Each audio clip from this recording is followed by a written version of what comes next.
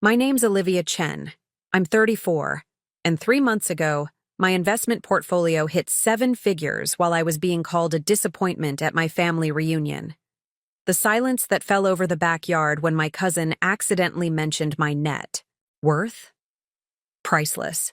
More priceless than the vintage watch my uncle was wearing, the one I later found out he wanted me to help pay for.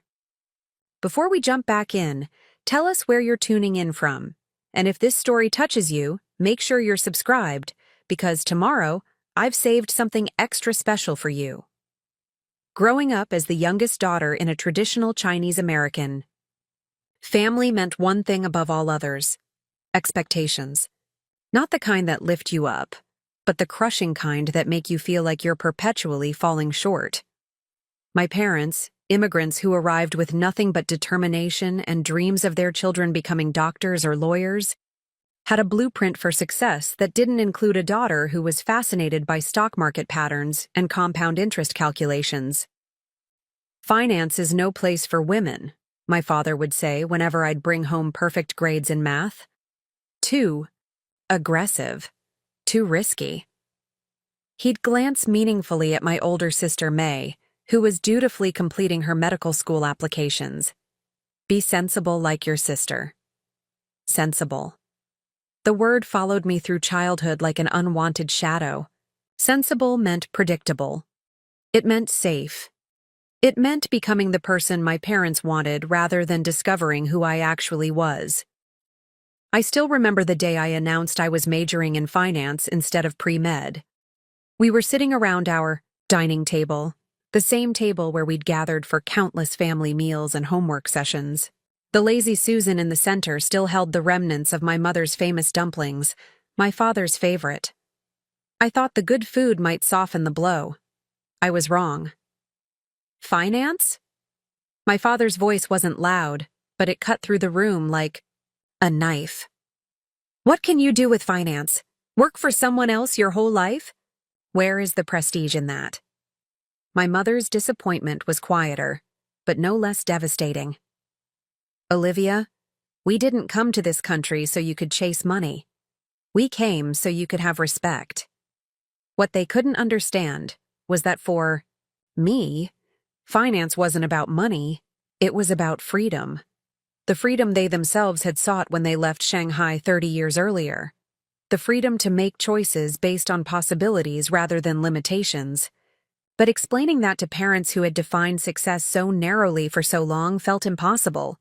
So instead, I just nodded and promised I would think about it more, knowing full well my decision was already made. The next morning, I accepted my place in the finance program and worked out how to pay for it myself. 4 years of scholarships, part-time jobs, and living on ramen later, I graduated summa cum laude. My parents attended the ceremony, tight-lipped but present. Their gift was a set of professional luggage, practical, high quality, and an unspoken acknowledgement that I was choosing a path that took me away from their dreams. For your business trips, my mother said, her expression a complex mixture of resignation and worry. Since you'll be traveling so much. My first job was entry-level at Jensen & Barnes, a mid-sized investment firm in Chicago. The hours were brutal, the competition fierce, and the learning curve vertical. I shared a tiny apartment with 2 other recent graduates, pinched pennies until they screamed, and studied for my financial analyst certifications after exhausting workdays. But while I was learning the professional ropes, I was also putting my knowledge to personal use. Each month I would take 30% of my modest salary and invest it according to the principles I was learning. Not in flashy tech stocks or get-rich-quick schemes, but in solid, well-researched positions with long-term potential. While my colleagues blew their bonuses on designer clothes and weekend getaways, I reinvested mine and lived as though I was still a college student. You know you can afford a better place now, my roommate Tasha remarked one evening as she watched me patch a hole in my only pair of work pants. You got that promotion 6 months ago, I shrugged. Lifestyle inflation is the enemy of wealth. Building. She rolled her eyes. You sound like a personal finance book. I've read enough of them, I laughed. What I didn't tell her, what I didn't tell anyone, was that my investment account had already grown to a respectable 6 figures by my 4th year at the firm. By living significantly below my means and leveraging my professional knowledge, I was building something that mattered to me. Options. Options my parents never had. Options my sister May, now a successful but perpetually exhausted resident at Massachusetts General Hospital, couldn't imagine having for at least another decade until her crushing student loans were paid off. At family gatherings, however, I was still the disappointment. The daughter who had chosen a meaningless corporate job over a respected profession. The fact that I had been promoted twice in 5 years meant nothing compared to my cousins who were doctors, lawyers, or engineers. And what about Olivia? Family friends would inevitably ask after hearing updates about May's prestigious residency. She works with money, my mother would reply vaguely, quickly steering the conversation to safer territory. When I turned 30, I made a strategic career move, leaving Jensen & Barnes for Quantum Capital, a smaller but more innovative investment firm that offered me a significant salary increase and, more importantly, the opportunity to manage my own client portfolio. The transition meant temporarily taking a step back from my personal investments as I devoted every waking hour to proving myself in the new role. The gamble paid off. Within 18 months, my client portfolio was outperforming market averages by an impressive margin, earning me both substantial bonuses and the attention of the firm's senior leadership. I was asked to develop a specialized service for first-generation wealth builders, people like myself who were creating financial security without the benefit of inherited knowledge or family support. Meanwhile, my personal investment strategy continued to grow steadily, if not spectacularly. I remained disciplined, living in a modest one-bedroom apartment, driving a reliable but unremarkable used car, and continuing to invest at least 40% of my now substantial income. You know, most people celebrate success by actually enjoying their money, remarked my colleague Derek over lunch one day. When was the last time you took a vacation that wasn't also a business trip? I considered the question seriously. 3 years ago, I went hiking in Colorado for a week. A week? That's not a vacation. That's barely a long weekend. He shook his head. What are you saving for anyway? What's the end game here? It was a fair question, one I asked myself sometimes during rare, quiet moments. What was I building toward? Financial independence, yes, but to what purpose? The answer came unexpectedly during a routine call with my sister. Dad's blood pressure is through the roof again, May sighed, her voice heavy with the weight of being the good daughter, the one who had fulfilled parental expectations and was now expected to manage their health as well. And Mom's arthritis is getting worse, but she refuses to stop working. The restaurant is killing them, Liv. Our parents' Chinese restaurant, Golden Lotus, had been their pride and source of income for over 25 years. A neighborhood fixture in Boston's Chinatown, it had put food on our table and paid for our education, but at tremendous physical cost to our parents. Have they considered selling? I asked, knowing the answer before May responded. And do what? The restaurant is everything to them. Their identity, their community. Besides, they'd never get enough from a sale to retire comfortably, not in Boston. A plan began forming in my mind, not fully developed, but the outlines of something meaningful. What if they could retire? What if money wasn't the issue? May's laugh was tinged with bitterness. Then they'd still need something to do every day that makes them feel useful. You know how they are. I did know. I also knew that my portfolio, now approaching 7 figures after a decade of disciplined investing and compounding returns, could potentially provide solutions my family couldn't imagine. Not just writing a check, that would be rejected outright, but creating sustainable changes that honored their pride while protecting their health. But first, I needed to understand exactly what I was working with. That meant going home, something I had limited to brief holiday visits in recent years. The family reunion is coming up next month, I said slowly. Lee and Chen's 50th anniversary. Everyone will be there. Don't remind me, May groaned. 3 days of comparison Olympics and passive-aggressive commentary. Are you actually planning to attend? You haven't gone in years. I think it's time, I replied, my decision solidifying as I spoke. I need to see the restaurant, assess Mom and Dad's situation firsthand. Good luck, my sister said dryly. Prepare for the usual interrogation about when you're getting married and having children. Oh, and Cousin Victor just made partner at his law firm, so that'll be the only topic of conversation. After hanging up, I sat in my apartment, looking around at the simple space that had allowed me to build significant wealth while appearing to merely get by. The modest furniture, the lack of expensive electronics or artwork, the overall functional rather than luxurious aesthetic. To an outsider, to my family, this apartment would confirm their belief that I was just getting by, not thriving. For years, that misconception had bothered me. Now, I realized it might be useful. If I wanted to help my parents without triggering their pride or creating complicated family dynamics, maintaining the appearance of modest success rather than substantial wealth would be strategic. The family reunion invitation had been sitting on my counter for weeks, partly obscured by mail I'd been meaning to sort. I pulled it out now, examining the elaborate red and gold card announcing the celebration of my aunt and uncle's 50th wedding anniversary.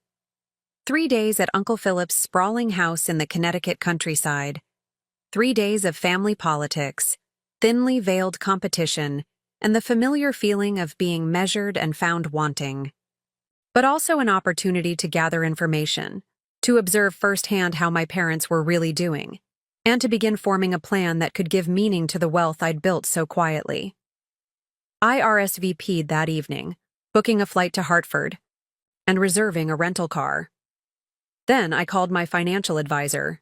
Yes, even financial professionals benefit from objective third-party advice, and scheduled a comprehensive review of my portfolio and liquid assets. Are you considering a major purchase? She asked, noting my unusual request for a full positioning statement rather than our quarterly check-in. Not exactly, I replied. More like strategizing for a family situation. I see, she said, and I could hear her typing notes.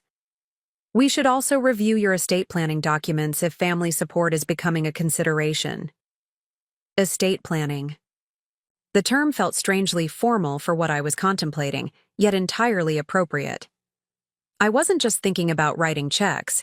I was considering how to use my resources to create lasting security and improved quality of life for my parents.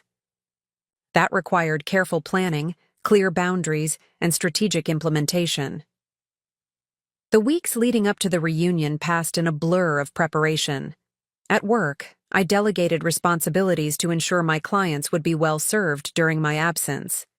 Personally, I prepared mentally for returning to the complicated dynamic of extended family gatherings, where old roles and expectations had a way of reasserting themselves regardless of adult accomplishments. I also did something I rarely allowed, myself. I splurged on a new outfit for the main celebration dinner. Nothing ostentatious or obviously expensive, but a well-cut navy blue dress with subtle details that conveyed quiet confidence. If I was going to navigate this reunion with strategic purpose rather than my usual defensive posture, I needed to feel centered and secure. The day before my departure, my portfolio hit 7 figures for the first time. I stared at the number on my screen, feeling a complex swirl of emotions. Pride in the discipline and knowledge that had built this wealth, gratitude for the opportunities that had made it possible, and renewed determination to use it meaningfully. I took a screenshot, not to share. I'd never been one to broadcast financial details, but as a personal milestone marker. Then I closed my laptop, packed my bag, and prepared to return to the place where I had always been defined by what I hadn't accomplished rather than what I had.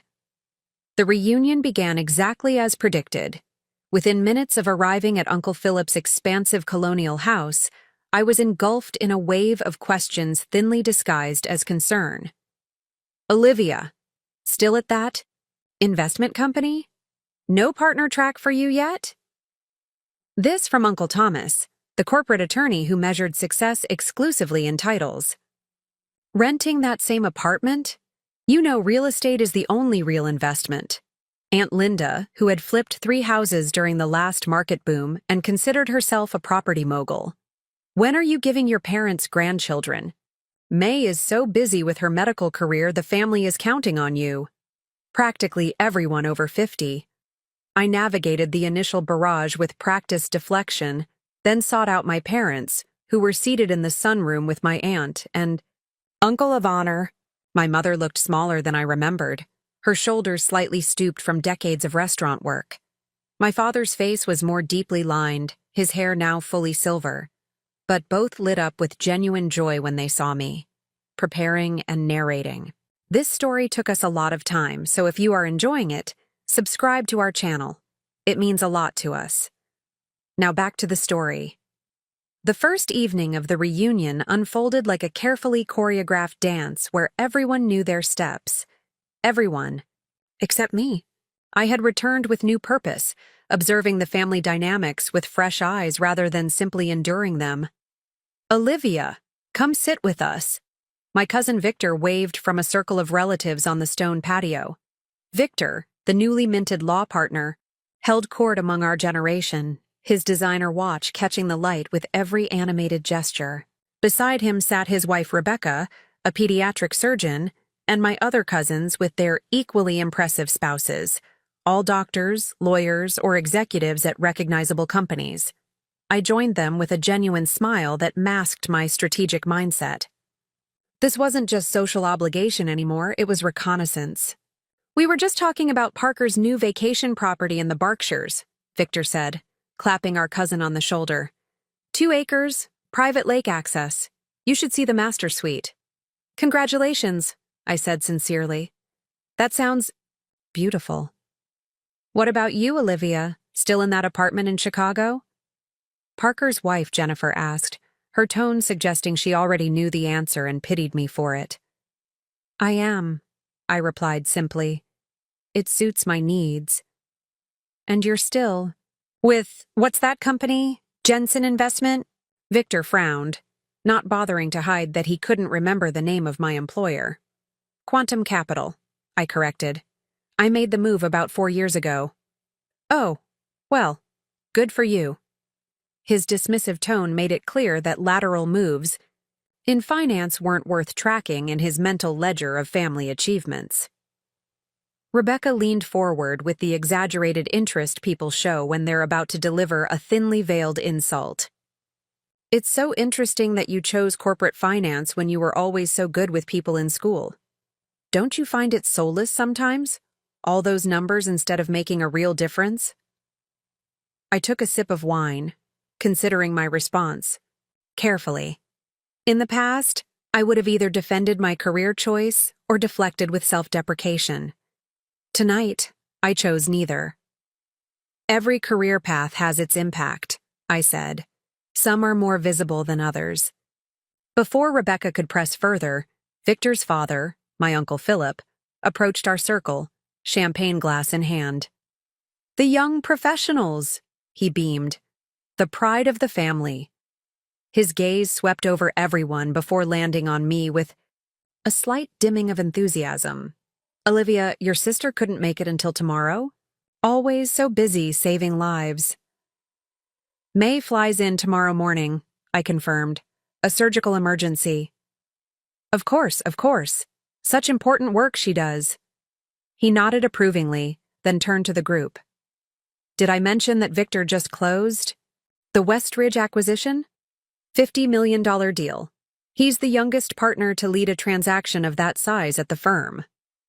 The group murmured appreciatively while Victor attempted a modest shrug that didn't quite hide his satisfaction. And Parker's medical device patent was just approved. What was the projected market value, son? We're estimating about $20 million in the first 3 years, Parker replied with practiced humility. Incredible. Uncle Philip raised his easy glass to the next generation of Chen's success. Everyone clinked glasses enthusiastically. I participated in the toast, but couldn't help noticing that my uncle had highlighted everyone's achievements except mine. Not out of malice, I realized, but because he genuinely didn't consider my work noteworthy. In the family hierarchy of success, corporate finance ranked far below medicine, law, or entrepreneurship. The pattern continued through dinner as relatives took turns sharing milestones and successes. My cousin's children were winning science competitions and playing Carnegie Hall. My second cousin had just been appointed department chair at Stanford. Meanwhile, the few questions directed at me focused not on professional accomplishments, but on my persistent singlehood. You know, my colleague's son just made director at Goldman Sachs, Aunt Linda mentioned between bites of spring roll. Divorced, but very eligible. Shall I give him your number? I appreciate the thought, I said, but I'm focusing on other priorities right now. What priorities could possibly be more important than family? She pressed, glancing meaningfully at my mother. You're 34, Olivia. My mother looked down at her plate, a familiar expression of resigned disappointment crossing her features. I felt the old tug of guilt, the ingrained belief that I was failing her by not fulfilling the traditional expectations of marriage and motherhood on schedule. But this time, I also felt something else: resolve. The wealth I had built quietly over the years wasn't just about financial independence. It was about having the power to redefine success on my own terms and eventually help my family in ways they couldn't yet imagine. I'm exploring some financial opportunities, I said vaguely, unwilling to reveal my true position, but no longer content to apologize for prioritizing my career. Financial opportunities, my father echoed with a slight frown. Always numbers with you, Olivia. Life is more than balance sheets. Speaking of balance sheets, Uncle Thomas interjected, Golden Lotus must be doing well after all these years as a neighborhood staple. Any thoughts of expansion, brother? My father's expression tightened almost imperceptibly. We're comfortable with our current operation. I watched him carefully, noting the way his shoulders tensed at the question. The restaurant had been both my parents' livelihood and their burden for decades. Once a thriving business that served 300 customers a day, Golden Lotus had been hit hard by changing neighborhood demographics, rising rents, and most recently, the extended pandemic closures that had devastated so many small restaurants. From my conversations with May, I knew they were barely breaking even now, working longer hours with fewer staff to maintain the appearance of success. My father would rather work himself into an early grave than admit financial struggle, especially at a family gathering centered around celebrating success. After dinner, I helped my mother and aunts clear the table, listening quietly to their conversations about grandchildren, community gossip, and gentle competitive comparisons of their children's accomplishments. May is considering a fellowship in cardiac surgery, my mother mentioned as she wrapped leftover dumplings. Very prestigious. Only 2 positions available nationwide. How wonderful, Aunt Linda replied. And Olivia, is she still at that investment place? The question was barely a question, more a reminder that my career wasn't worth discussing in detail. Yes, my mother said simply, neither defending my choices nor elaborating on them. Later, I found my father sitting alone on the back porch, gazing out at the meticulously landscaped yard dotted with solar-powered lanterns. Even in the dim light, I could see the fatigue etched into his face. Bah!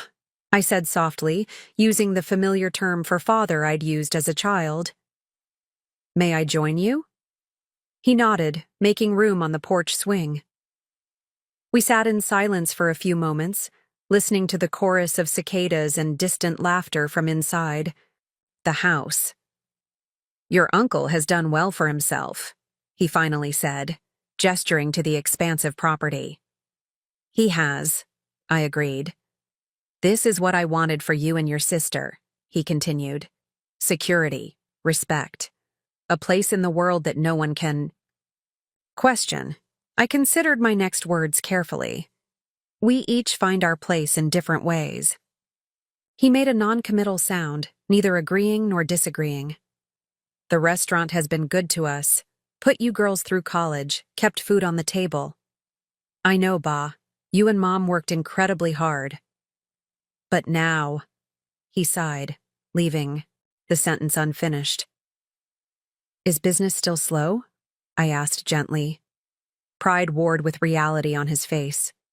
It's the economy, he said finally. People don't eat out like before. And the new landlord raised the rent again. I had suspected as much, but hearing it confirmed sent a pang through me. Have you spoken with an advisor about options? He stiffened slightly. What options? The restaurant is our life. There are always options, I said carefully. Sometimes it takes a different perspective to see them. Perspective, he echoed, a hint of bitterness coloring his tone. Is that what they teach you at your investment company? How to tell people who have worked their whole lives that they should do something different? I absorbed the sting of his words without reacting. This wasn't about me or my advice. It was about his fear of change, of losing the identity he'd built over decades of 16-hour days and relentless work. I think they taught me that value isn't always where we expect to find it, I replied after a moment, and that protecting what matters sometimes means being willing to change course. He looked at me then, really looked at me, perhaps hearing something in my voice that cut through his preconceptions. You sound different, Olivia. More confident? I suggested when he trailed off. Certain, he decided. You sound certain. The observation hung between us, neither praise nor criticism, but something new. Recognition. For a brief moment, I considered telling him everything. The careful investments, the strategic career moves, the portfolio that had quietly grown to 7 figures while everyone assumed I was merely getting by. The plans forming in my mind for helping them transition to a more sustainable lifestyle. But the moment wasn't right. Too many years of being underestimated had taught me the value of timing, of allowing understanding to unfold naturally rather than forcing it. I've found my path, Ba, I said simply. It may not look like Victor's or May's, but it's mine. And I'm good at what I do. He nodded slowly, not quite understanding, but perhaps beginning to accept. Your mother worries about you, alone in Chicago. I know, but I'm not alone. I have friends, colleagues, a community, and I'm working toward goals that matter to me. These goals, he said, hesitating, they make you happy? The question caught me by surprise, not because it was profound, but because my father had never before asked about my happiness, only my achievements or lack thereof. They do, I answered honestly. They give me purpose. He seemed to absorb this, looking out again at the lantern-lit yard. Purpose is good, better than just money. Much better, I agreed, feeling a subtle shift in our dynamic, not a dramatic breakthrough, but a hairline crack in the wall of misunderstanding that had separated us for years. We sat in companionable silence until my mother called him inside to help settle a friendly dispute about a family recipe. Left alone on the porch, I took a deep breath of the cool evening air, feeling both drained and strangely energized by the subtle recalibration in my relationship with my father.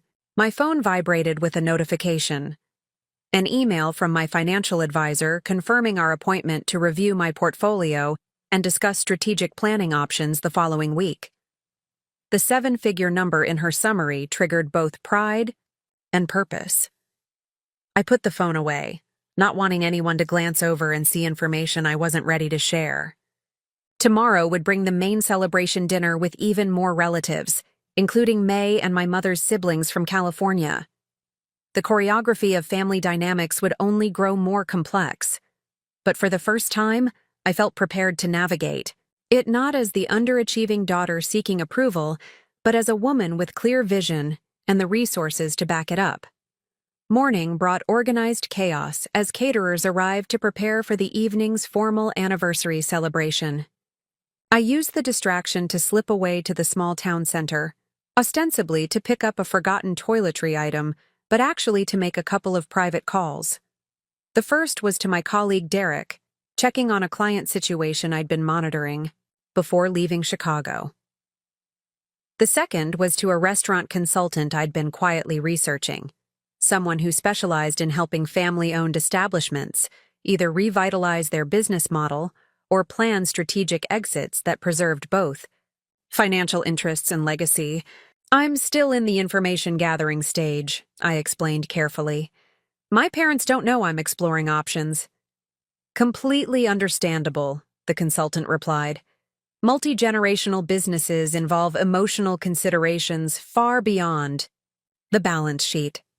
When you're ready to take the next step, we can arrange a casual conversation framed as a general industry discussion rather than a consultation. I thanked her and made a note to follow up after the reunion, feeling more certain than ever that my parents needed intervention they weren't ready to request. Returning to my uncle's house, I found May had arrived and was holding court in the kitchen, regaling our aunts with sanitized versions of emergency room stories while helping prepare appetizers for the evening. "Olivia!" she called when she saw me. "Come save me from myself. I've been talking about work for 20 minutes straight."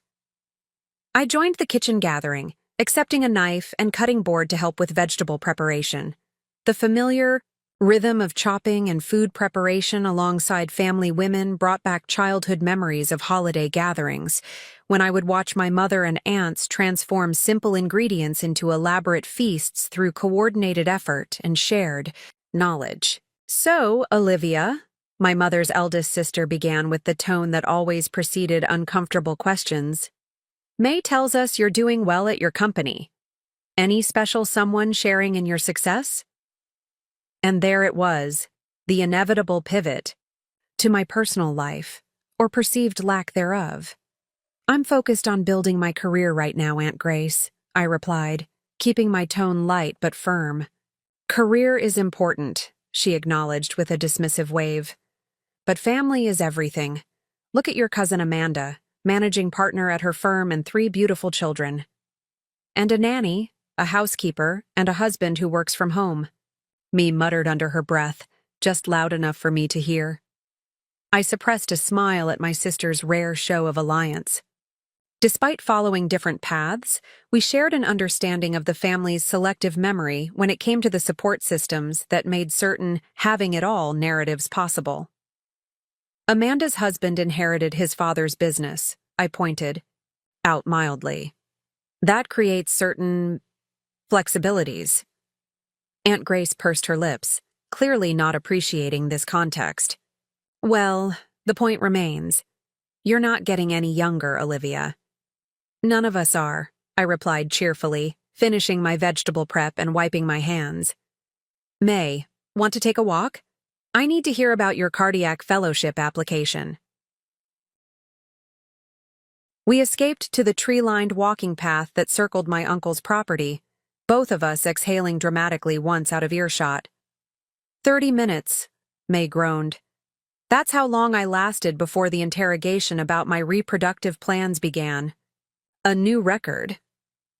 "At least they ask about your work first," I laughed. "With me, it's straight to my barren womb and empty ring finger." May linked her arm through mine as we walked. "I've missed you. We should talk more often." "We should," I agreed, feeling a pang of guilt for the distance I'd allowed to grow between us, partly due to busy schedules but also partly due to the complicated dynamics of being the successful daughter versus the disappointing one. "How are things really going with the fellowship application?" May's expression grew serious. "Competitive, brutal hours, but worth it if I get it." "You will," I said with complete confidence. "You always do." She smiled, but it didn't reach her eyes. Sometimes I wonder what it would be like to just stop, to work normal hours, to have time for something besides hospitals and medical journals. This vulnerability surprised me. May had always seemed completely aligned with our parents' vision of success, embracing the prestige and validation that came with her medical career. You could, I said carefully. Make different choices. She shook her head. Not really. Not with the student loans. Not with Mom and Dad's expectations. Not with... She gestured vaguely, encompassing the family gathering we'd temporarily escaped. The moment felt pivotal, an opening to share more of my own reality with my sister. May, what if money wasn't the issue? She laughed, the sound tinged with exhaustion. Money is always the issue. My loans, Mom and Dad's restaurant struggles that they think I don't know about, the ridiculous cost of living in Boston. But what if it wasn't? I pressed. What would you do differently? She stopped walking, turning to face me with sudden interest. Why are you asking? What's going on with you, Liv? I hesitated, weighing how much to reveal. I've been thinking about Mom and Dad, about the restaurant, about how hard they're working at an age when they should be slowing down. Tell me about it, May sighed. Dad's blood pressure medication isn't working like it should, but he won't consider cutting back his hours. What if they didn't have to worry about the restaurant being their only source of income? I asked carefully. My sister's eyes narrowed. What are you suggesting? That we support them? On a medical resident's salary and whatever mid-level finance position you have? The assumption stung, but I reminded myself it was based on incomplete information. Not exactly. I'm exploring options that might help them transition into retirement on their own terms. May studied my face with the analytical precision she typically reserved for medical diagnoses. What aren't you telling me, Olivia? Before I could decide how much to reveal, a voice called out from the direction of the house. There you are. Our cousin Alex jogged toward us, grinning broadly. Unlike most of our achievement-obsessed relatives, Alex had always marched to his own drummer. After dropping out of an Ivy League business program that his parents had pushed him into, he'd started a successful adventure travel company that specialized in photography expeditions. While he now made more than most of our professionally credentialed cousins, he remained somewhat of a family outlier, respected for his financial success, but still viewed as having taken an unconventional path. Hiding from the Inquisition? He asked, falling into step beside us. Tactical retreat to regroup? May replied with a smile. Alex laughed. Smart move. Uncle Thomas has been holding forth about Victor's partnership for the last 30 minutes. I needed air before I said something regrettable. I'd always appreciated Alex's refreshing perspective on our family dynamics. How's the business? I asked. His eyes lit up. Expanding into Southeast Asia next year. Just secured the permits for exclusive access to some protected areas in Vietnam and Thailand. He turned to me with genuine interest. Actually, Olivia, I've been meaning to talk to you. I've been looking at some investment options for scaling the company, and I could use someone with your expertise to review them. The request surprised me. Within our extended family, no one had ever sought my professional input before. I'd be happy to, I said, feeling a small glow of validation. Send me the materials, and we can set up a call. Do you mind if I pick your brain a little now? Alex asked, his expression turning more serious. The timing's somewhat critical with our fiscal year ending, and I've got some decisions to make before I head back to Seattle on Monday. May checked her watch. I promised Mom I'd help her get ready for tonight. Can I leave you two finance people to your numbers talk? After May headed back to the house, Alex and I continued along the path, now venturing into the small wooded area that bordered my uncle's property. I hope you don't mind me ambushing you with business talk at a family event, Alex said. Honestly, it's refreshing to talk about something other than my marital status and biological clock, I replied. He laughed. I get it. Different version, same pressure. His expression grew more serious. The truth is, I've been following your career moves from a distance. That pivot to quantum capital was smart. They're doing innovative work in sustainable investment models. I couldn't hide my surprise. You've been tracking my career? Don't look so shocked, he grinned. Some of us in the family actually respect paths other than medicine and law. I did my homework before reaching out. You've developed quite a reputation in certain circles. What circles would those be? I asked, genuinely curious about how my professional reputation might have traveled outside my immediate industry. I have a couple of friends who work with high-net-worth clients in Chicago. Your name came up when I mentioned I was looking for someone to review my expansion financing options. He stopped walking and turned to face me. They were impressed. Olivia said you have one of the best analytical minds in the business. The unexpected external validation felt like a cool breeze on a hot day, refreshing and slightly startling. That's nice to hear, I said carefully. Alex studied me with unexpected perceptiveness. The family has no idea, do they? About how well you're actually doing? I hesitated, uncertain how much to share even with this more understanding cousin. They know I have a stable job. He snorted. A stable job could mean anything from administrative assistant to C-suite executive in their minds. But I get the sense there's more to your story than a middle management position at an investment firm. The moment stretched between us, ripe with possibility. In Alex, I recognized a potential ally, someone who had also chosen a path different from the one laid out by family expectations and thrived on his own terms. I've done well, I acknowledged, deciding to extend a measured amount of trust. Better than the family assumes. I figured as much. He nodded thoughtfully. It's sometimes easier to fly under the radar. Less pressure, fewer requests for help. The knowing look he gave me suggested he'd experienced his own version of family financial dynamics. Has your success made you a target? I asked. Let's just say my parents suddenly became very supportive of my unconventional career choice once the company valuation hit 8 figures. His tone was light, but carried an undercurrent of old pain. And certain relatives discovered an burning interest in adventure travel investments. We shared a moment of understanding that required no further explanation. The real reason I wanted to talk to you, Alex continued, is that I'm setting up a foundation to support entrepreneurs from immigrant families, people with great ideas, but no access to traditional funding or family connections. I could use someone with your expertise on the investment committee. The invitation was unexpected and intriguing. I'd be interested in hearing more. Good. He smiled. And maybe someday you'll tell me the real story behind that analytical mind that so impressed my finance friends. We turned back toward the house, our conversation shifting to lighter topics, memories of childhood family gatherings, the ridiculous expense of my uncle's new koi pond, the logistical challenges of Alex's upcoming expedition to photograph snow, leopards in Mongolia.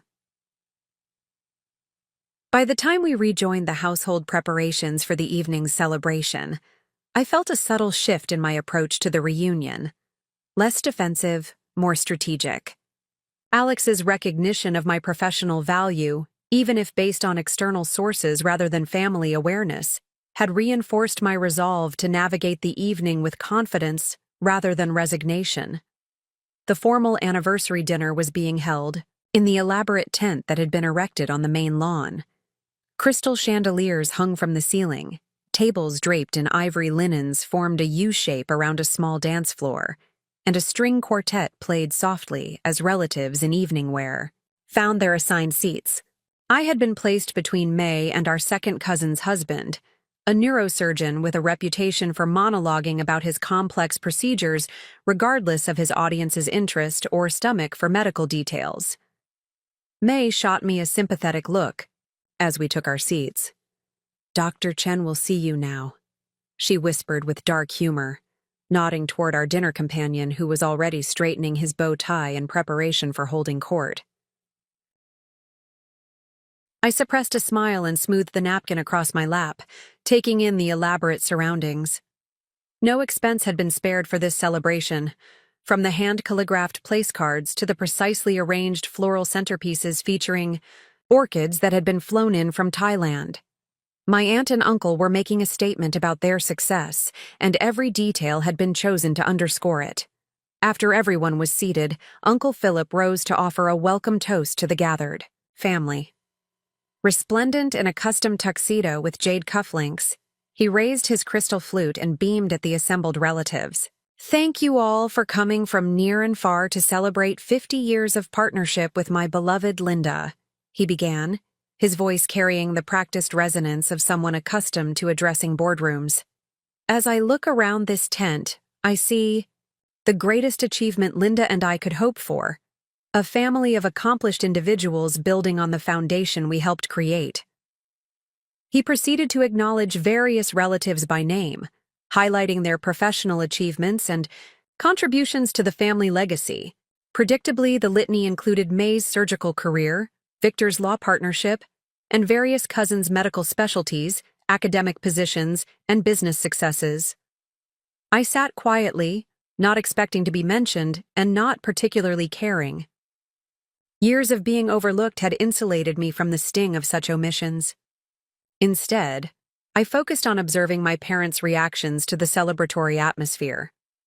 My mother sat straight-backed and elegant in a traditional qipao she had owned for years, but maintained immaculately. She smiled and nodded at appropriate moments, but I could see the subtle signs of fatigue around her eyes. My father, beside her, alternated between pride at the family's collective achievements and what appeared to be moments of distant calculation, the expression he wore when mentally reviewing restaurant accounts or contemplating business decisions. When the elaborate meal was served, 7 courses featuring premium ingredients like Wagyu beef and black truffle, I noticed that my father ate sparingly, pushing expensive morsels around his plate rather than enjoying them. My mother kept refilling his water glass and once discreetly passed him what I recognized as his blood pressure medication. The contrast between the lavish celebration and my parents' quiet struggle tightened something in my chest. While relatives competed to display their success through expensive watches, designer dresses, and stories of recent luxury purchases, my parents were quietly rationing their medication and working 60-hour weeks to maintain the appearance of stability. As the meal progressed, conversation at our section of the table turned inevitably to real estate, that favorite topic of the financially comfortable. My neurosurgeon dining companion was expounding on his recent purchase of a lake house in Michigan.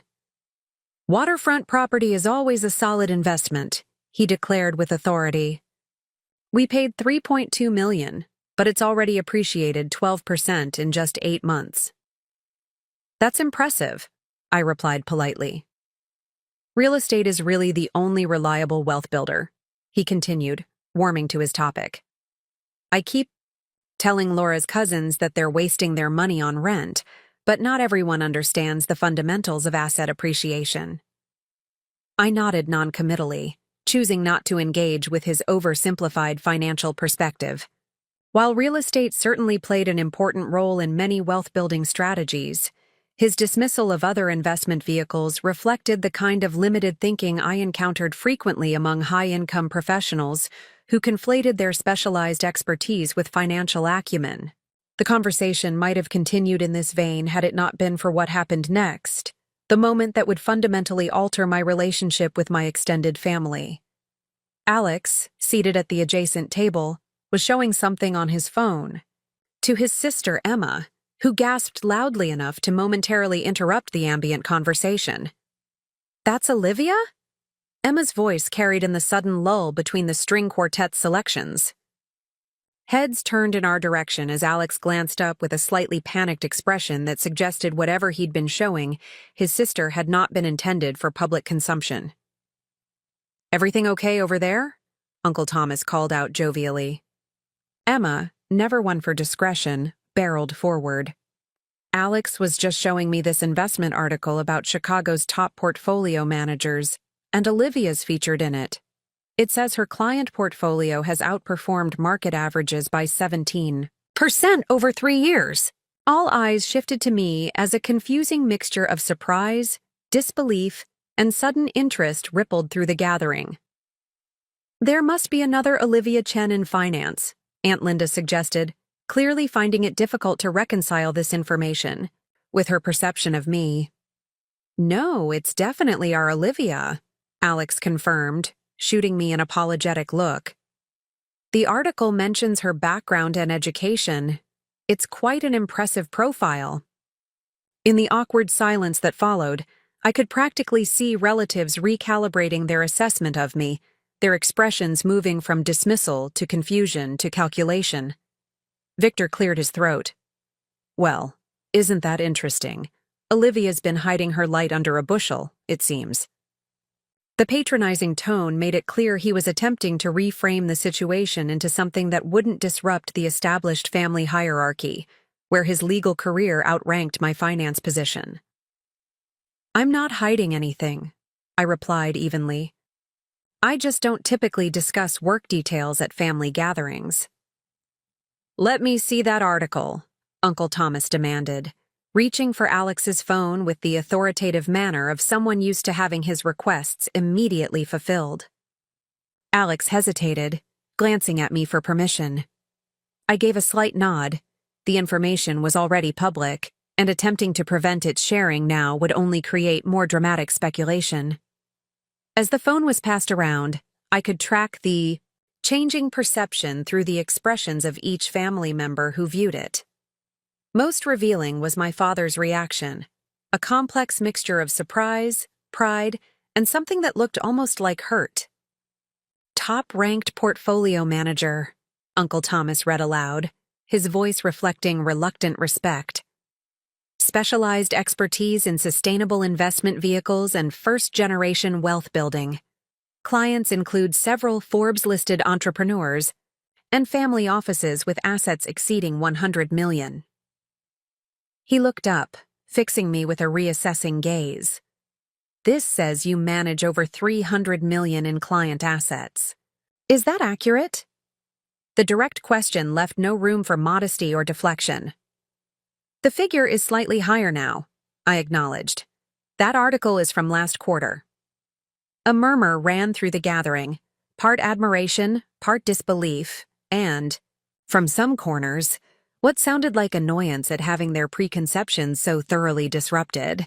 Well, Aunt Linda exclaimed with forced brightness, our Olivia has been quite successful. Why haven't you told us about these accomplishments, dear? The question hung in the air, laden with unspoken complexity. How could I explain that I'd stopped sharing professional milestones years ago when they were consistently dismissed or devalued? That I'd learned it was easier to be underestimated than to constantly defend my chosen path? Before I could formulate a diplomatic response, my cousin Jennifer leaned forward with sudden interest. So what exactly does someone with your expertise earn these days? Ballpark figure? Jennifer, her husband admonished, though his expression suggested he was equally curious. What? It's a legitimate question, Jennifer defended herself. If Olivia's managing that level of assets, she must be doing quite well. I'm just trying to understand the scope of her success. The naked financial curiosity cracked something open in the facade of family politeness. Suddenly, relatives, who had barely acknowledged my existence at previous gatherings, were regarding me with new interest, their expressions calculating in ways that made me distinctly uncomfortable. I'd rather not discuss compensation at a celebration, I said firmly. This is Aunt Linda and Uncle Philip's special night. Uncle Philip waved away my attempt to redirect. Nonsense. We're celebrating family success in all its forms. Tell us, what's your investment approach? Any tips for your family members? And there it was, the pivot from dismissal to opportunism happening in real time. The same relatives who had considered my career choice uninspiring were now viewing me as a potential financial resource. My investment strategies are tailored to specific client situations, I replied carefully. What works for one portfolio might be entirely wrong for another. But surely you have some general wisdom to share, pressed Aunt Grace, especially for family. The predatory interest now directed my way confirmed the wisdom of having kept my financial success private. I glanced at Alex, who gave me a rueful, "Look, that clearly communicated." This is exactly why I keep most of my business details quiet too. What I will say, I offered after a moment's consideration, is that consistency and patience typically outperform trend-chasing and emotional decisions. Most investors would benefit from less activity, not more.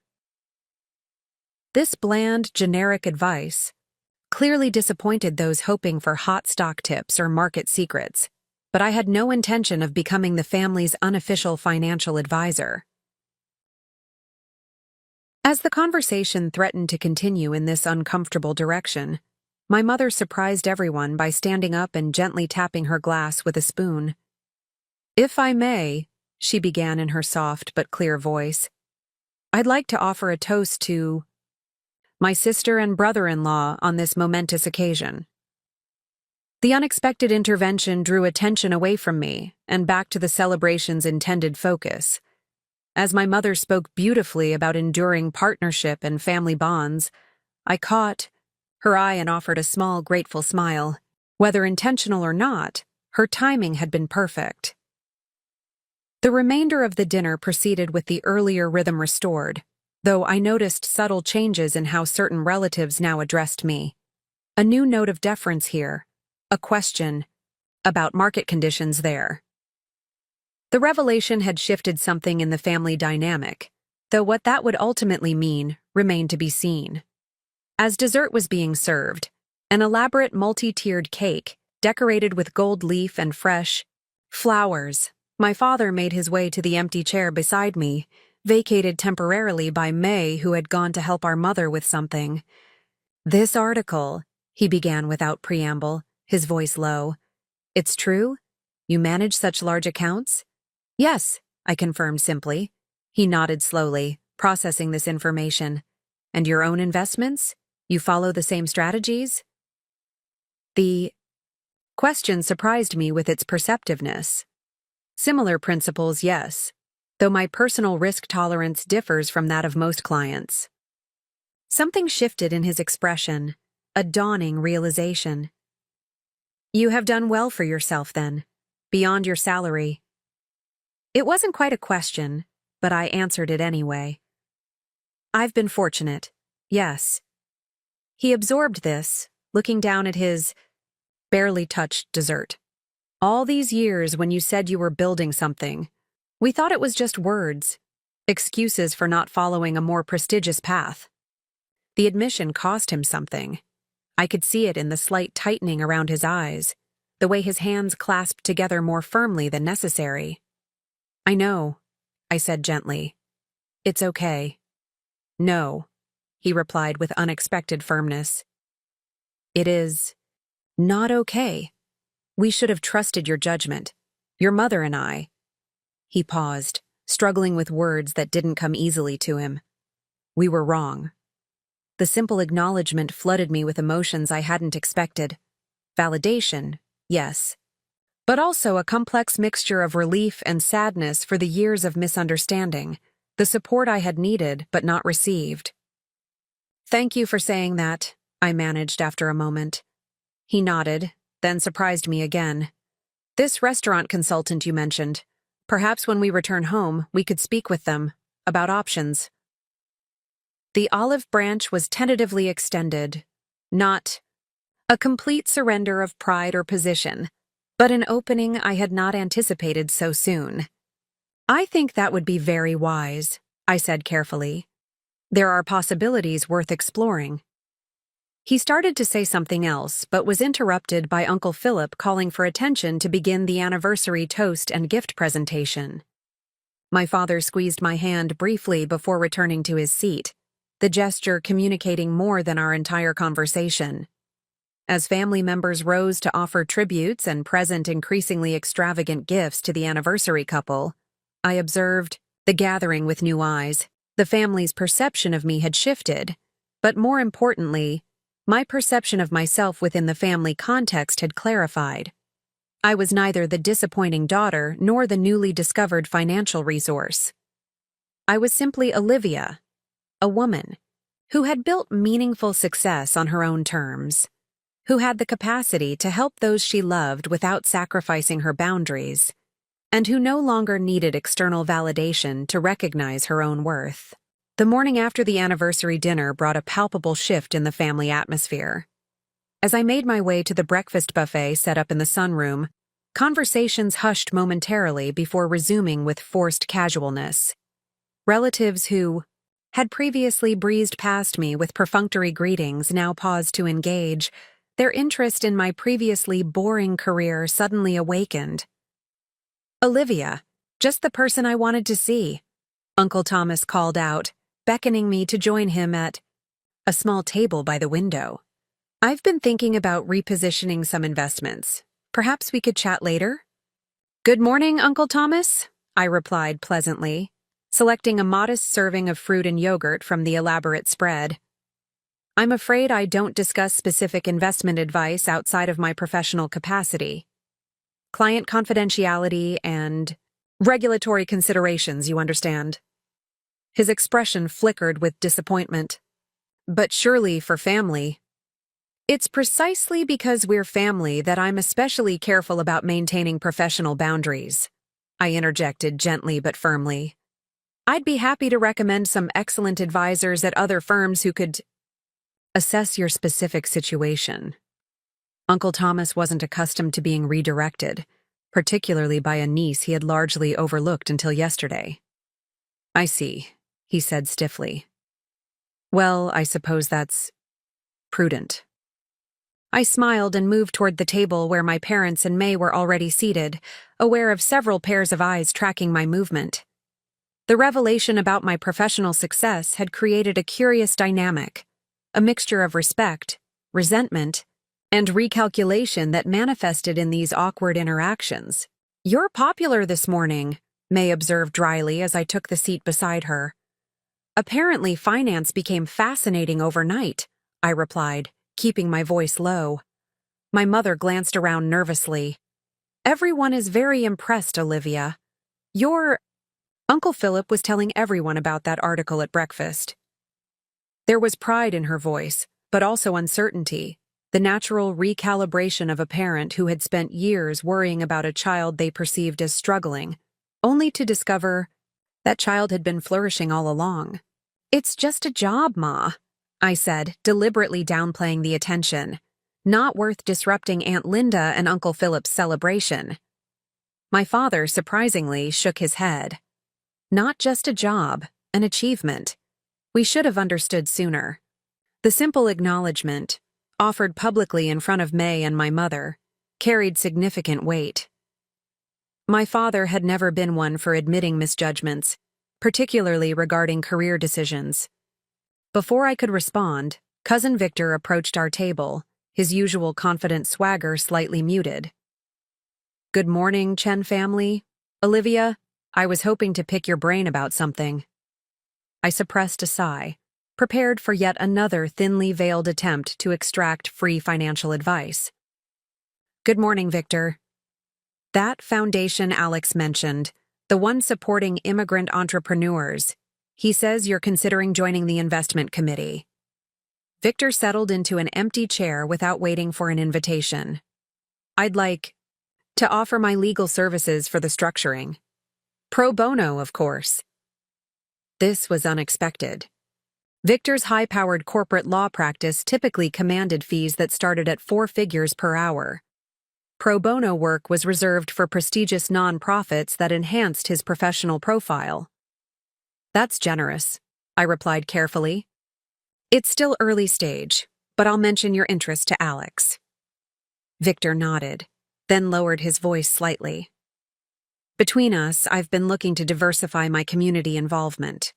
The firm's pushing partners to demonstrate commitment to DEI initiatives, and this seems like a meaningful way to contribute. The transparent career calculation behind his sudden interest should have been off-putting, but instead I found it almost refreshing in its honesty. At least this approach acknowledged a mutual benefit rather than simply trying to extract value from our relationship. If it moves forward, having strong legal guidance would certainly be valuable, I acknowledged. The regulatory considerations for a foundation with an investment component are complex. Victor seemed pleased with this response, as though we'd reached some sort of understanding. Excellent. We should connect when we're back in our respective cities, perhaps over dinner? I'm in Chicago at least once a month for client meetings. The subtle shift in his demeanor, from dismissive cousin to professional peer, was remarkable. Less than 24 hours ago, he'd barely acknowledged my career as legitimate. After Victor moved on, May raised an eyebrow. Interesting how quickly perspectives change when dollar signs enter the equation. It's human nature, I replied, not bothered by the transparency of the family's sudden interest. People evaluate relationships partly based on perceived value exchange. That's cynical, my mother protested softly. Not cynical, Ma. Practical. I touched her hand reassuringly. It doesn't mean connections can't be genuine, just that they're influenced by what we believe others bring to the table. My father, who had been listening quietly, nodded with unexpected approval. Sensible assessment. In business, I always watch how people recalculate when circumstances change. Tells you everything about their character. Coming from him, this practical wisdom carried the weight of experience. For decades, he had navigated the complex social economy of immigrant entrepreneurship, where relationships often determined survival more than formal contracts or legal protections. As the day progressed, the pattern continued, relatives finding reasons to engage with me, their approaches ranging from transparent requests for financial advice to more subtle attempts at establishing closer connections. Each interaction required careful navigation, balancing long-term family harmony with necessary boundary setting. By mid-afternoon, I needed a break from the constant attention. I found a quiet corner of my uncle's extensive library and settled into a leather armchair with a book I had no intention of reading. Its presence merely a shield against casual interruption. I was considering the complexities of my new family position when a soft knock on the open door interrupted my thoughts. My Aunt Linda stood in the doorway, looking uncharacteristically hesitant. "May I join you?" she asked with formal politeness that contrasted with her usual authoritative manner. "Of course, Aunt Linda," I replied, setting aside my book. "It's your house." She settled into the adjacent chair, smoothing her impeccably tailored slacks with manicured hands. For a moment, she seemed to struggle with how to begin. "I owe you an apology, Olivia," she finally said, the words clearly difficult for her. "I've underestimated you. We all have." The direct acknowledgement surprised me. Aunt Linda was known for many qualities: her organizational prowess, her social connections, her exacting standards. But humble self-reflection was not among them. "There's no need to apologize," I began, but she held up a hand to stop me. "There is. When your mother told us you were pursuing finance instead of medicine or law, I was one of the voices that questioned the decision. I told her you were taking the easy way out." She met my eyes directly. I was wrong, and I'm not too proud to admit it. The admission hung between us, weightier than I had anticipated. While I had long ago accepted the family's dismissal of my career path, hearing this explicit acknowledgement stirred unexpected emotion. "Thank you for saying that," I said after a moment. "But truly, it's water under the bridge." She studied me with new attention, as though seeing me clearly for the first time. "You've built something substantial, haven't you? Not just professionally, but personally." "I've tried to," I acknowledged. "Your parents don't know the full extent, do they?" Her perceptiveness was startling. "About your financial position?" I hesitated, uncertain how much to reveal even now. We haven't discussed specifics. Aunt Linda nodded thoughtfully. Your father mentioned concerns about the restaurant. Rising? Costs. Changing neighborhood demographics. Yes, they're facing some challenges, I confirmed carefully. Philip and I have offered help several times over the years, she continued. Your father always refused. Pride, of course, the same pride that's kept him working 60-hour weeks at his age. This was new information. I had assumed my aunt and uncle, with their obvious financial success, had remained distant from my parents' business struggles. I didn't know you'd offered assistance, I admitted. Family dynamics are complicated, she replied with unexpected wisdom.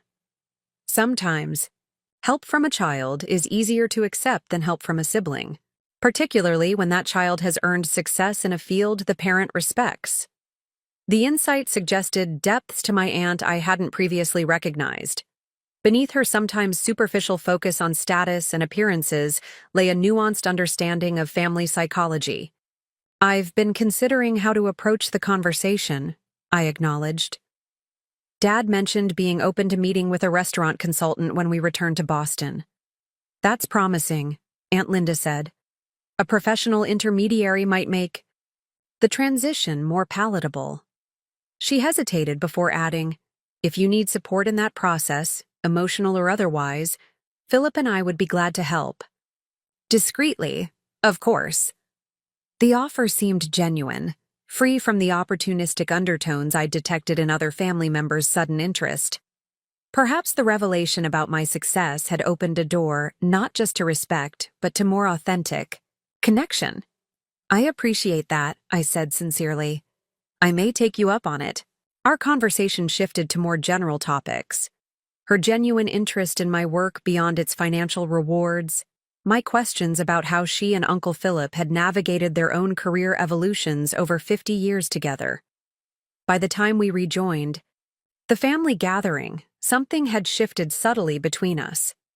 A new foundation of mutual respect that transcended our previously limited relationship. The afternoon brought the final organized activity of the reunion weekend, a family photography session on the main lawn. As relatives arranged themselves according to the photographer's directions, I found myself positioned near the center rather than on the periphery where I had typically been placed in family portraits. The successful financial expert should be prominently featured, Uncle Philip declared with a wink that was partly teasing, partly genuine pride. Next to Victor and May, our family's professional powerhouses. While the explicit acknowledgement was well-intentioned, it highlighted how thoroughly external metrics of success determined one's place in the family hierarchy. I accepted the position with grace, but found myself reflecting on how these visible markers of achievement, titles, income brackets, professional recognition, had become the primary currency of family value. As the photographer arranged us in various configurations, I noticed my father watching me with an expression I couldn't quite interpret, something between pride and contemplation.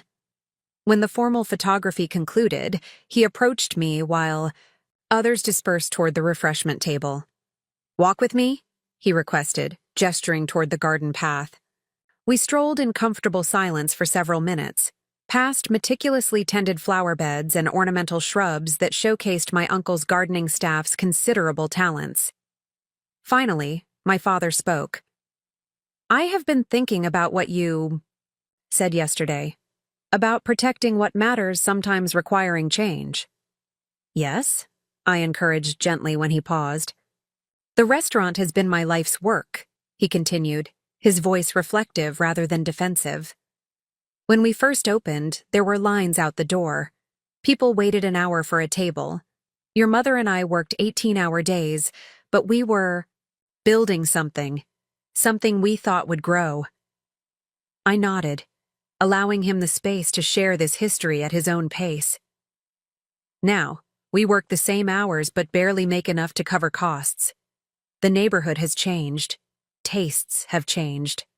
He sighed deeply. "I always thought one day you or May might want to take over, modernize it perhaps. But you have built your own paths. We have, I acknowledged softly. But that doesn't mean we can't honor what you and Mom created. He glanced at me sharply. What are you suggesting? I chose my words carefully. There are ways to preserve a legacy while adapting its form. The restaurant itself might need to evolve, but the values it represents, your culinary heritage, your entrepreneurial spirit, the community you've built, those can continue in different ways. Different ways, he echoed, considering the concept. You have specific ideas. It wasn't a question, but I answered anyway. I have possibilities to explore, with your input and approval, of course. He nodded slowly. This consultant you mentioned, they help with such transitions? Yes. They specialize in family businesses at crossroads, particularly multi-generational immigrant enterprises facing changing markets. We had reached the small koi pond that marked the property's boundary. My father stopped, watching the colorful fish glide beneath the surface. Your mother worries about money, he said after a long moment. For retirement. I tell her we have savings, but... He trailed off, the unfinished sentence conveying volumes about financial realities he'd kept private. This opening, this small admission of vulnerability, was precious. I recognized it as the gift it was. Trust extended from a proud man who had spent decades projecting capability and self-sufficiency. Dad, I said gently, I would like to help create options for you and Mom. Not charity, I added quickly, seeing him stiffen slightly. A strategic transition that honors your work while securing your future. Would you be open to having that conversation when we're back in Boston? He was quiet for so long I thought he might refuse. Finally, he turned to face me directly. You were always different, even as a child. You watched, calculated, planned while others acted impulsively. A small smile softened his expression. I didn't understand it then. Perhaps I am beginning to now. It was as close to explicit approval as his reserved nature would allow. I accepted it with a nod, understanding the magnitude of the concession, from a man who had defined himself by self-reliance for over 6 decades. Thank you, I said simply. As we turned back toward the house, he asked a question that surprised me with its directness. This portfolio they mentioned in the article, is it truly substantial? Your personal investments, not just the clients. The question crossed boundaries he had never before approached, suggesting how profoundly the weekend's revelations had shifted his perception. Yes, I answered honestly. I've been fortunate and disciplined. My investments have performed well. He nodded, absorbing this confirmation without visible reaction. And you live modestly despite this success. The same apartment for years. No expensive car or vacation home. Again, not quite a question, but I responded. I've prioritized building wealth over displaying it, security and options over status symbols. Like your grandmother, he said unexpectedly. My mother kept gold hidden in the lining of her winter coat, wore the same shoes for 15 years while secretly owning 3 properties in Taiwan. He chuckled softly at the memory.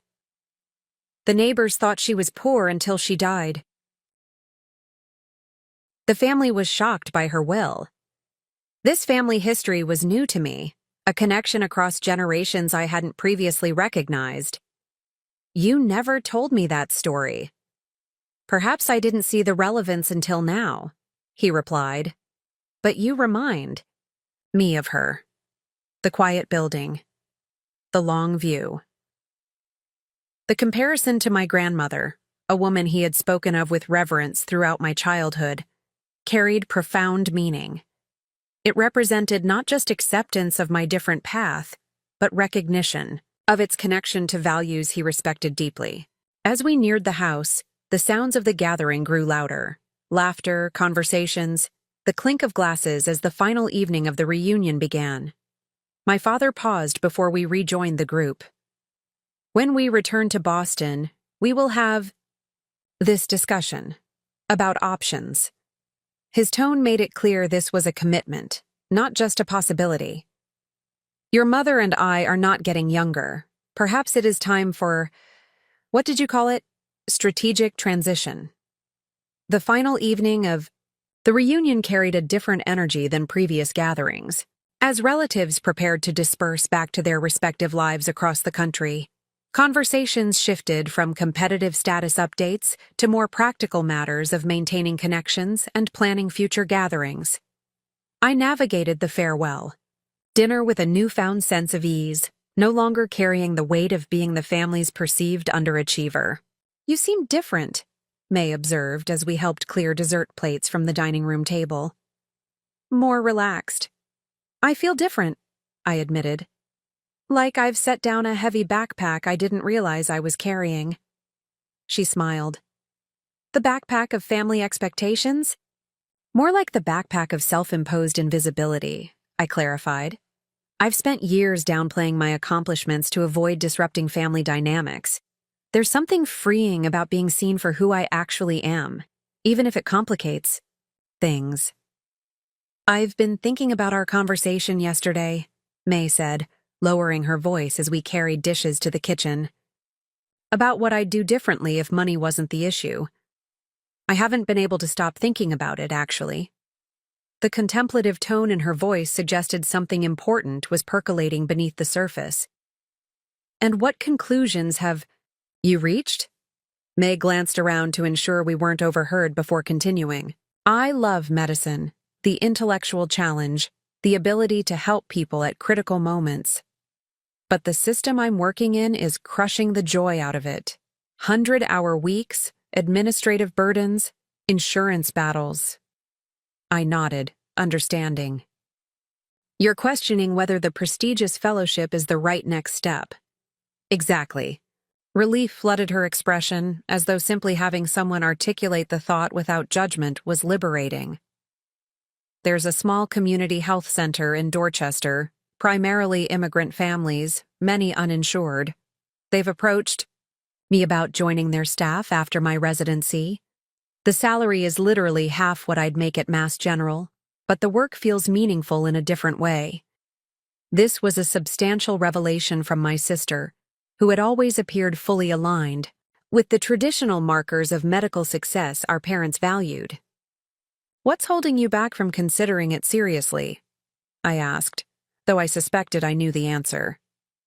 $300,000 in student loans, she replied promptly, and the certainty that Mom and Dad would see it as throwing away all their sacrifices if I chose a lesser position. We finished loading the dishwasher in thoughtful silence, each contemplating the invisible constraints that shaped our choices. As we returned to the dining room, I made a decision to extend the trust my sister had shown by sharing her own professional dilemma. "When we get back to Boston, I'm meeting with Mom and Dad about the restaurant situation," I said quietly. "I have some ideas for creating a transition plan that would secure their retirement while honoring the legacy they've built. If you'd like to be part of that conversation, I'd welcome your perspective." May looked surprised. "They're actually willing to discuss retirement options? Dad's been refusing to even say the word for years." "I think this weekend has shifted some perspectives," I replied, including his. She studied my face with the analytical focus she typically reserved for medical diagnostics. "There's something you're not saying, Olivia, about your financial situation." The perceptiveness wasn't surprising coming from May, who had always been observant despite her single-minded focus on her medical career. I considered how much to reveal in this semi-public setting. "Let's just say I have the capacity to help create solutions that weren't previously on the table," I offered. "Not by writing checks, which Dad would never accept, but by structuring a transition that makes financial sense while preserving dignity." Understanding dawned in May's expression. "The portfolio. It's not just client assets, is it? You've been building something substantial personally." I nodded slightly, confirming her intuition without specifying numbers that might travel beyond our conversation. "When did this happen?" she asked, genuine wonder in her voice.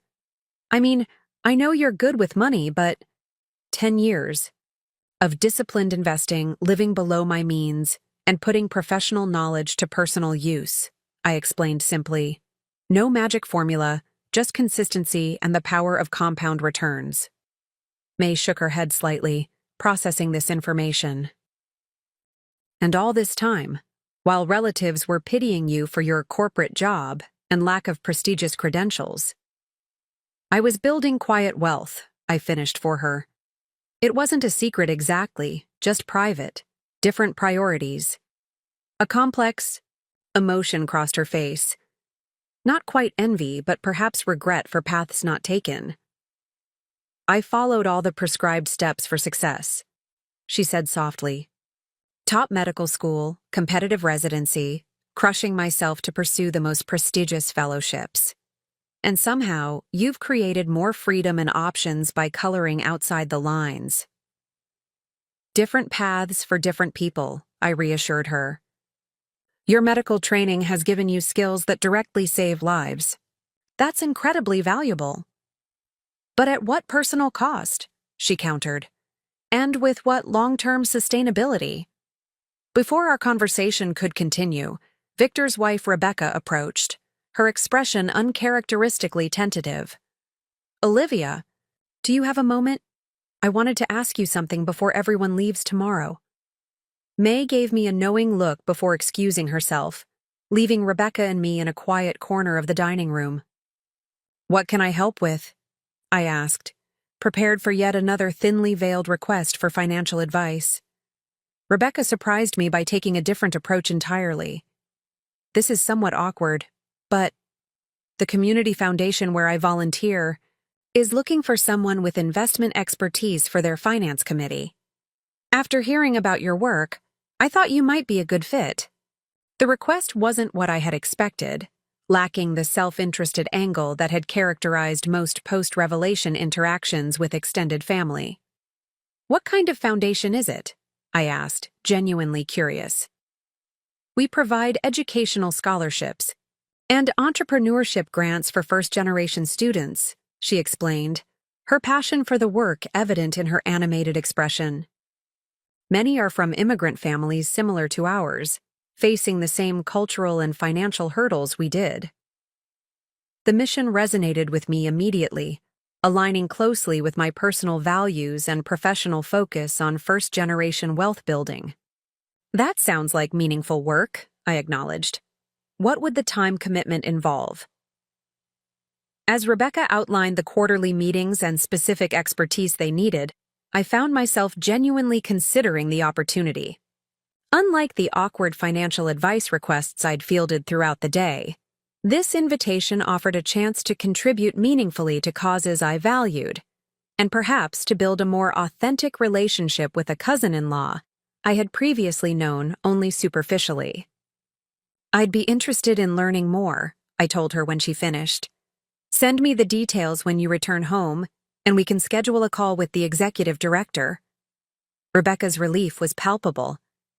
Thank you, and I want to apologize for my comment yesterday about finance being soulless.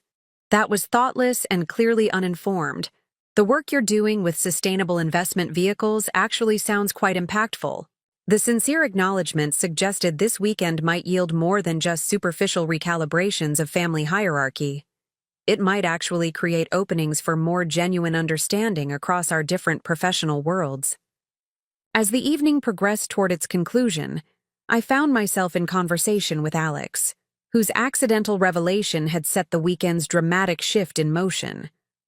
I'm still mortified about showing Emma that article, he admitted, wincing slightly. It was completely unintentional. I had bookmarked it to discuss with you privately about the foundation opportunity.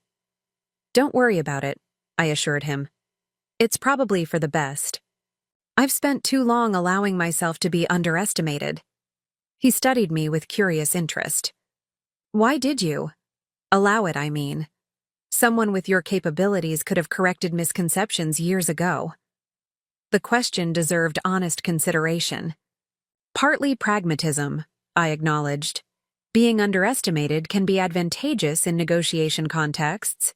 But mostly, it was easier than constantly defending my choices to people who had already decided what success should look like. Alex nodded with immediate understanding. The path of least resistance in family dynamics. I get it. He glanced across the room to where his parents were speaking with Uncle Philip. I spent 3 years deflecting questions about when I was going back to real school before my company's valuation made the conversation moot. This shared experience of pursuing unconventional paths within a traditional family structure created a comfortable rapport between us. As we compared notes on the subtle and not-so-subtle ways relatives had expressed their disapproval before our respective financial successes validated our choices, I realized the weekend had yielded something unexpected, a genuine sense of kinship with this cousin I had previously known only superficially.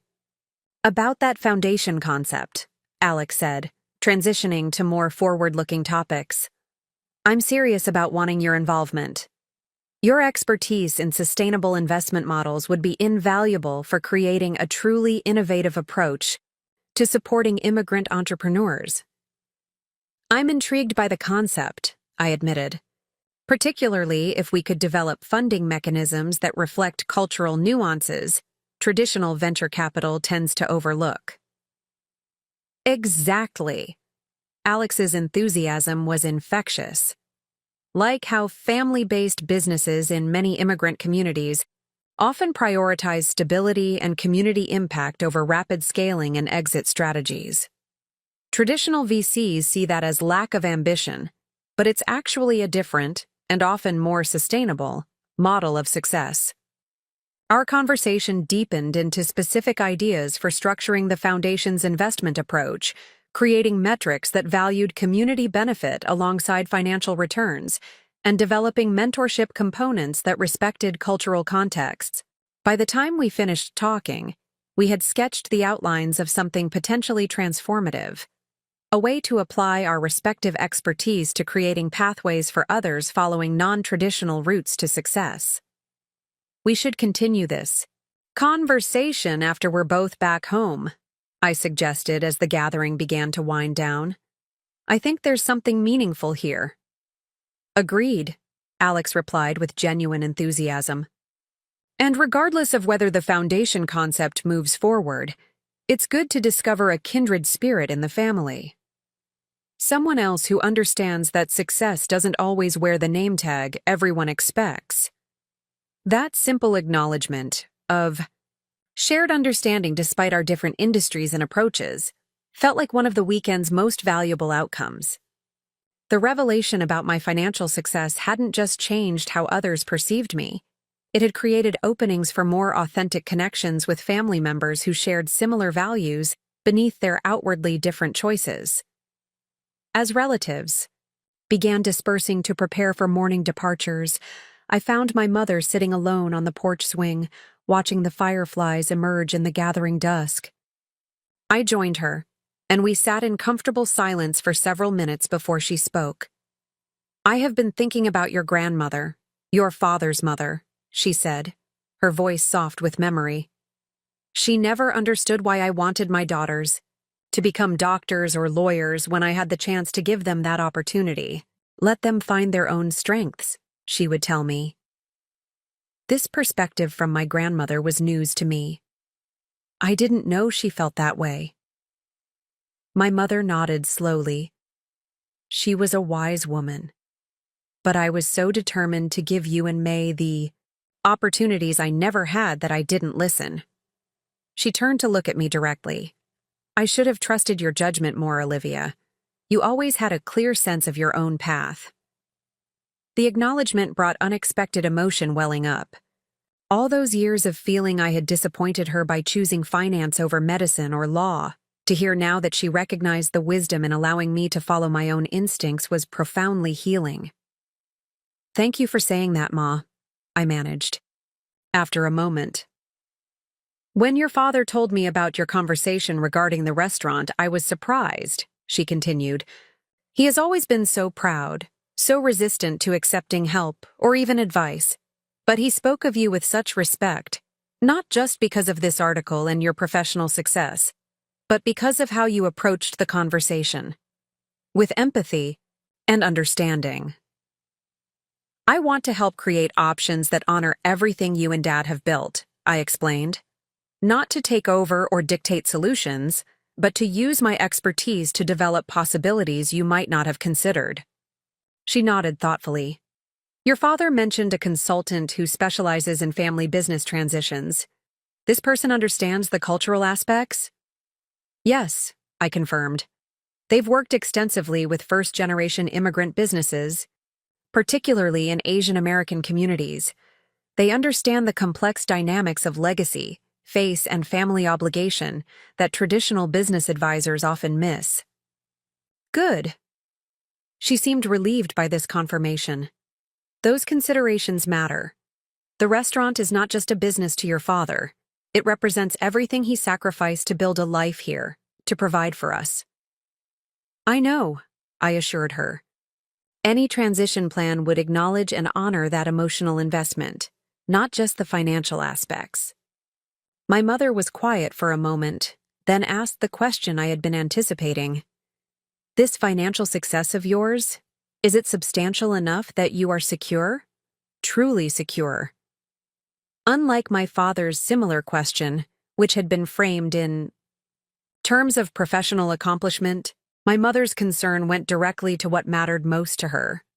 My welfare and stability. Yes, Ma, I answered honestly. I've built significant security. More than enough. She absorbed this with visible relief.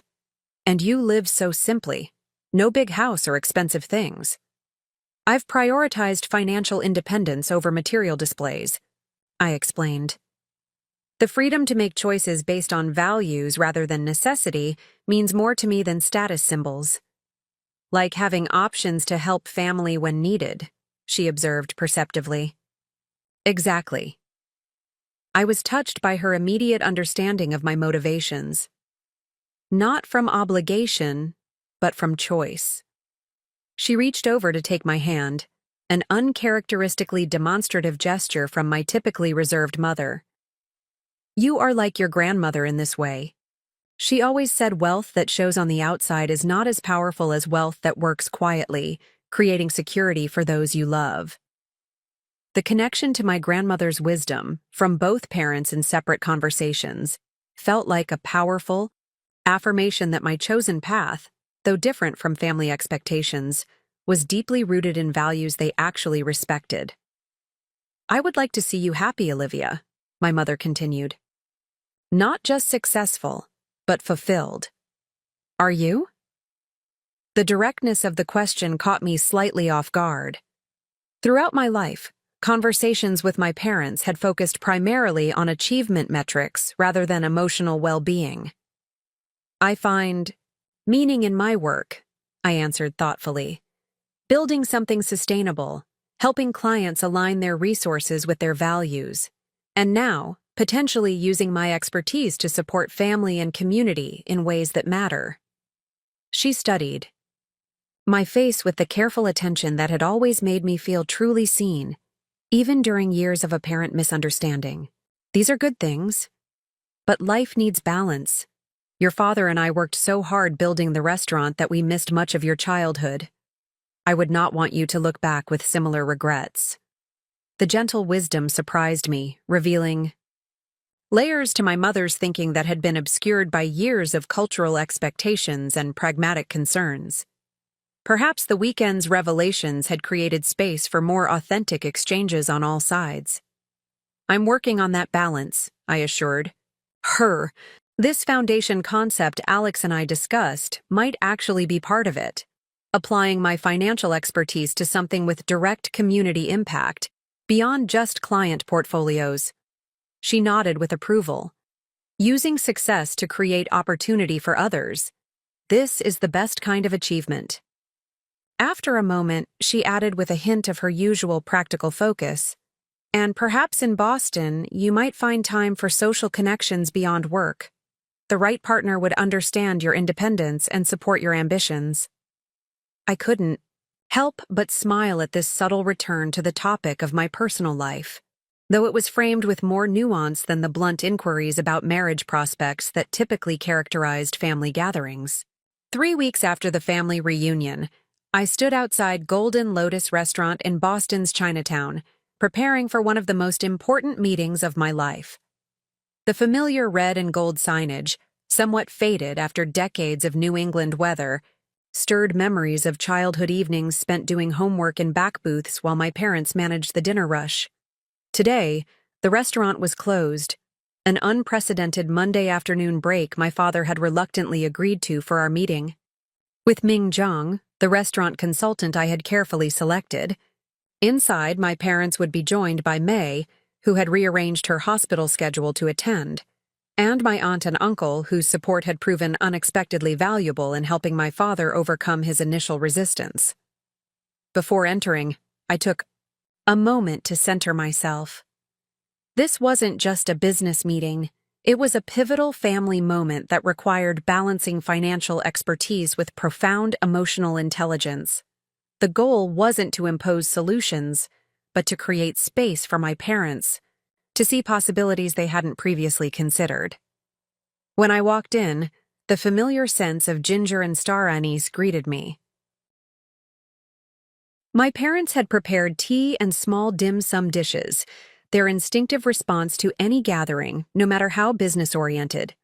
The consultant had already arrived and was engaged in easy conversation with my father in Mandarin, discussing regional cooking techniques with the kind of authentic knowledge that immediately established credibility. "Olivia," my mother greeted me warmly. "Ming was just telling us about her grandmother's restaurant in Shanghai. Very similar cooking style to your father's family." This cultural connection was exactly why I had selected Ming after interviewing several potential consultants. Her professional credentials were impeccable: MBA from Wharton, successful transitions for over 40 family-owned restaurants. But it was her personal background as the daughter of Chinese immigrants and her nuanced understanding of the cultural significance of food businesses in Asian American families that had convinced me she was right for this sensitive assignment. "I was explaining to your parents that my approach isn't about endings, but evolutions," Ming said as I joined them at the large round table. "Golden Lotus has a 40-year legacy that deserves to be honored, whatever direction you choose." My father nodded appreciatively at this framing, which acknowledged his life's work while opening space to consider change. In the 3 weeks since the reunion, he had moved from reluctant consideration to cautious engagement with the idea of transition, though I could still sense his ambivalence. May arrived moments later, followed shortly by Aunt Linda and Uncle Philip, whose entrance prompted my father to straighten imperceptibly, the subtle response of a proud man still conscious of hierarchy even among family. "Thank you all for coming," I began once everyone was settled with tea. Before Ming presents specific options, I wanted to share some context for this discussion. I had prepared carefully for this moment, knowing that how I framed the conversation would significantly impact its reception. My parents needed to see this process not as charity or as a judgment on their business management, but as a strategic evolution that respected their achievements while securing their future. Golden Lotus has been the foundation of our family's security and success for 4 decades, I acknowledged, meeting my father's eyes directly. It put May and me through college, provided for our family, and created a cultural hub for the community. Any transition plan must honor that legacy. My father's expression softened slightly at this explicit recognition of his achievement. My mother reached over to squeeze his hand briefly. "At the same time," I continued carefully, "market conditions have changed dramatically. Rising rents, shifting neighborhood demographics, and increased competition from corporate restaurant groups create new challenges that require strategic responses." Ming picked up the thread seamlessly, presenting a detailed analysis of the restaurant's current position within the neighborhood ecosystem and broader market trends. Her presentation was respectful, but unflinchingly honest about the financial realities: declining margins, increasing operational costs, and the physical toll the business was taking on my aging parents. Many first-generation family restaurants face similar crossroads, she explained, sharing anonymous case studies of comparable businesses that had successfully navigated transitions. The question isn't whether change is necessary, but what form it should take to best serve both family prosperity and legacy preservation. As Ming outlined three potential pathways: strategic modernization with professional management, conversion to a smaller footprint concept with reduced operational demands, or a carefully structured sale that included legacy protections, I watched my parents' reactions closely. My father's expression remained impassive, though I noticed him paying particular attention to the financial projections associated with each option. My mother, typically more reserved in business discussions, asked several insightful questions about community impact and employee considerations. When Ming concluded her presentation, she tactfully suggested a brief break to allow the family to discuss privately before diving into specific questions. As she stepped outside, a thoughtful silence fell over the table. "These are comprehensive options," my father finally said, his tone measured. "The modernization approach is interesting, though the capital requirements are substantial." This was the opening I had been waiting for, the moment to address the financial elephant in the room without triggering his pride. "About the financing," I began carefully. "I've been exploring structure options that would make sense regardless of which pathway you prefer." My father's eyes narrowed slightly. "What kind of structures?" I took a deep breath, knowing we had reached the pivotal moment. "I would like to create an investment vehicle specifically for this transition, one that provides the necessary capital while preserving your decision-making authority and ensuring the family benefits collectively from whatever path is chosen." "You're talking about providing the money yourself," my father stated directly, cutting through the careful phrasing.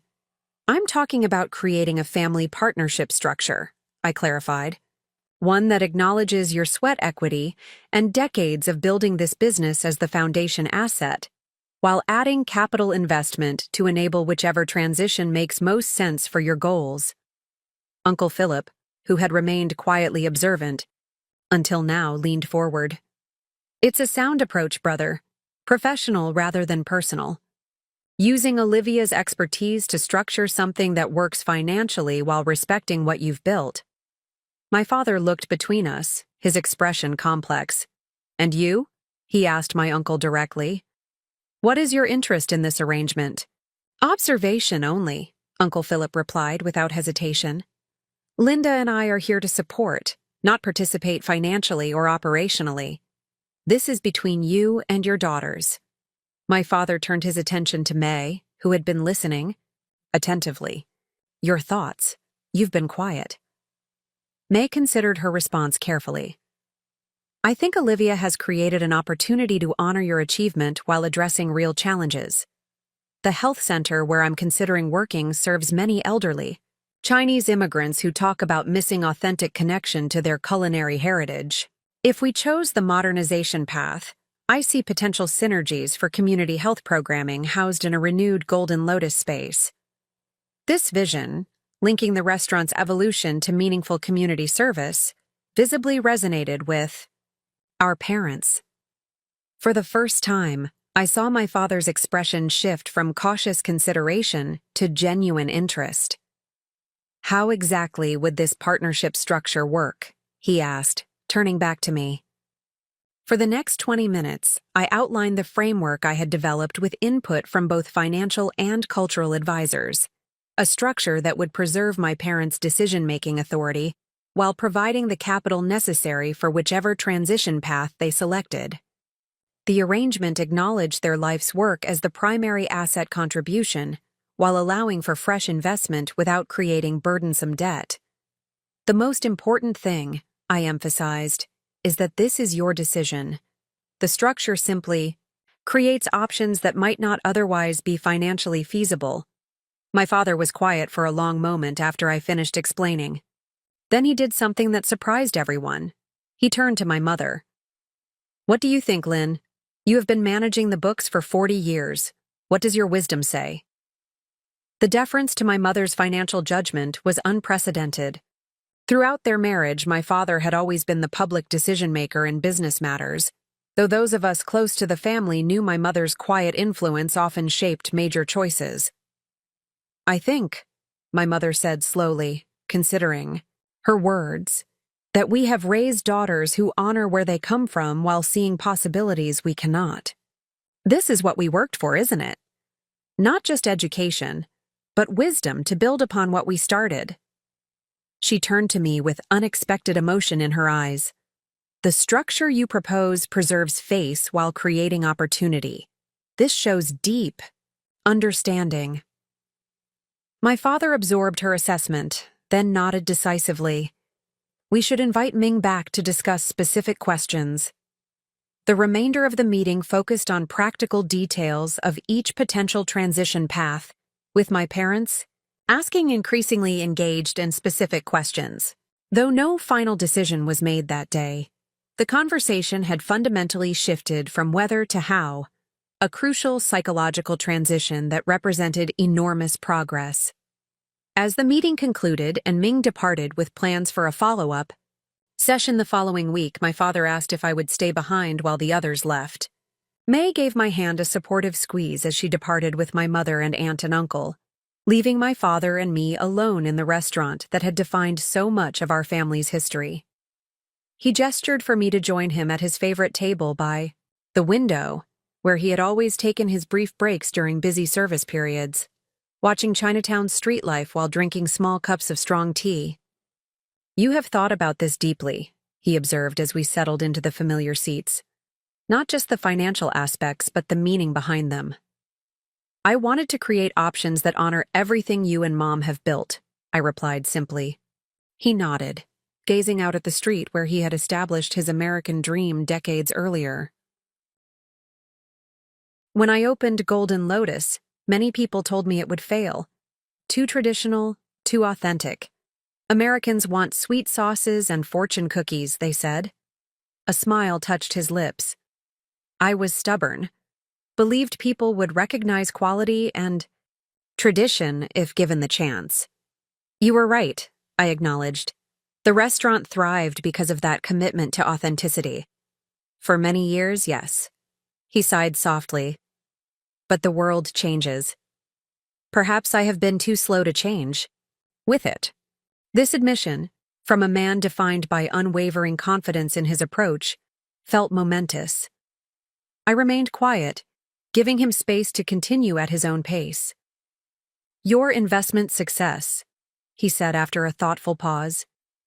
"It comes from seeing patterns others miss, yes?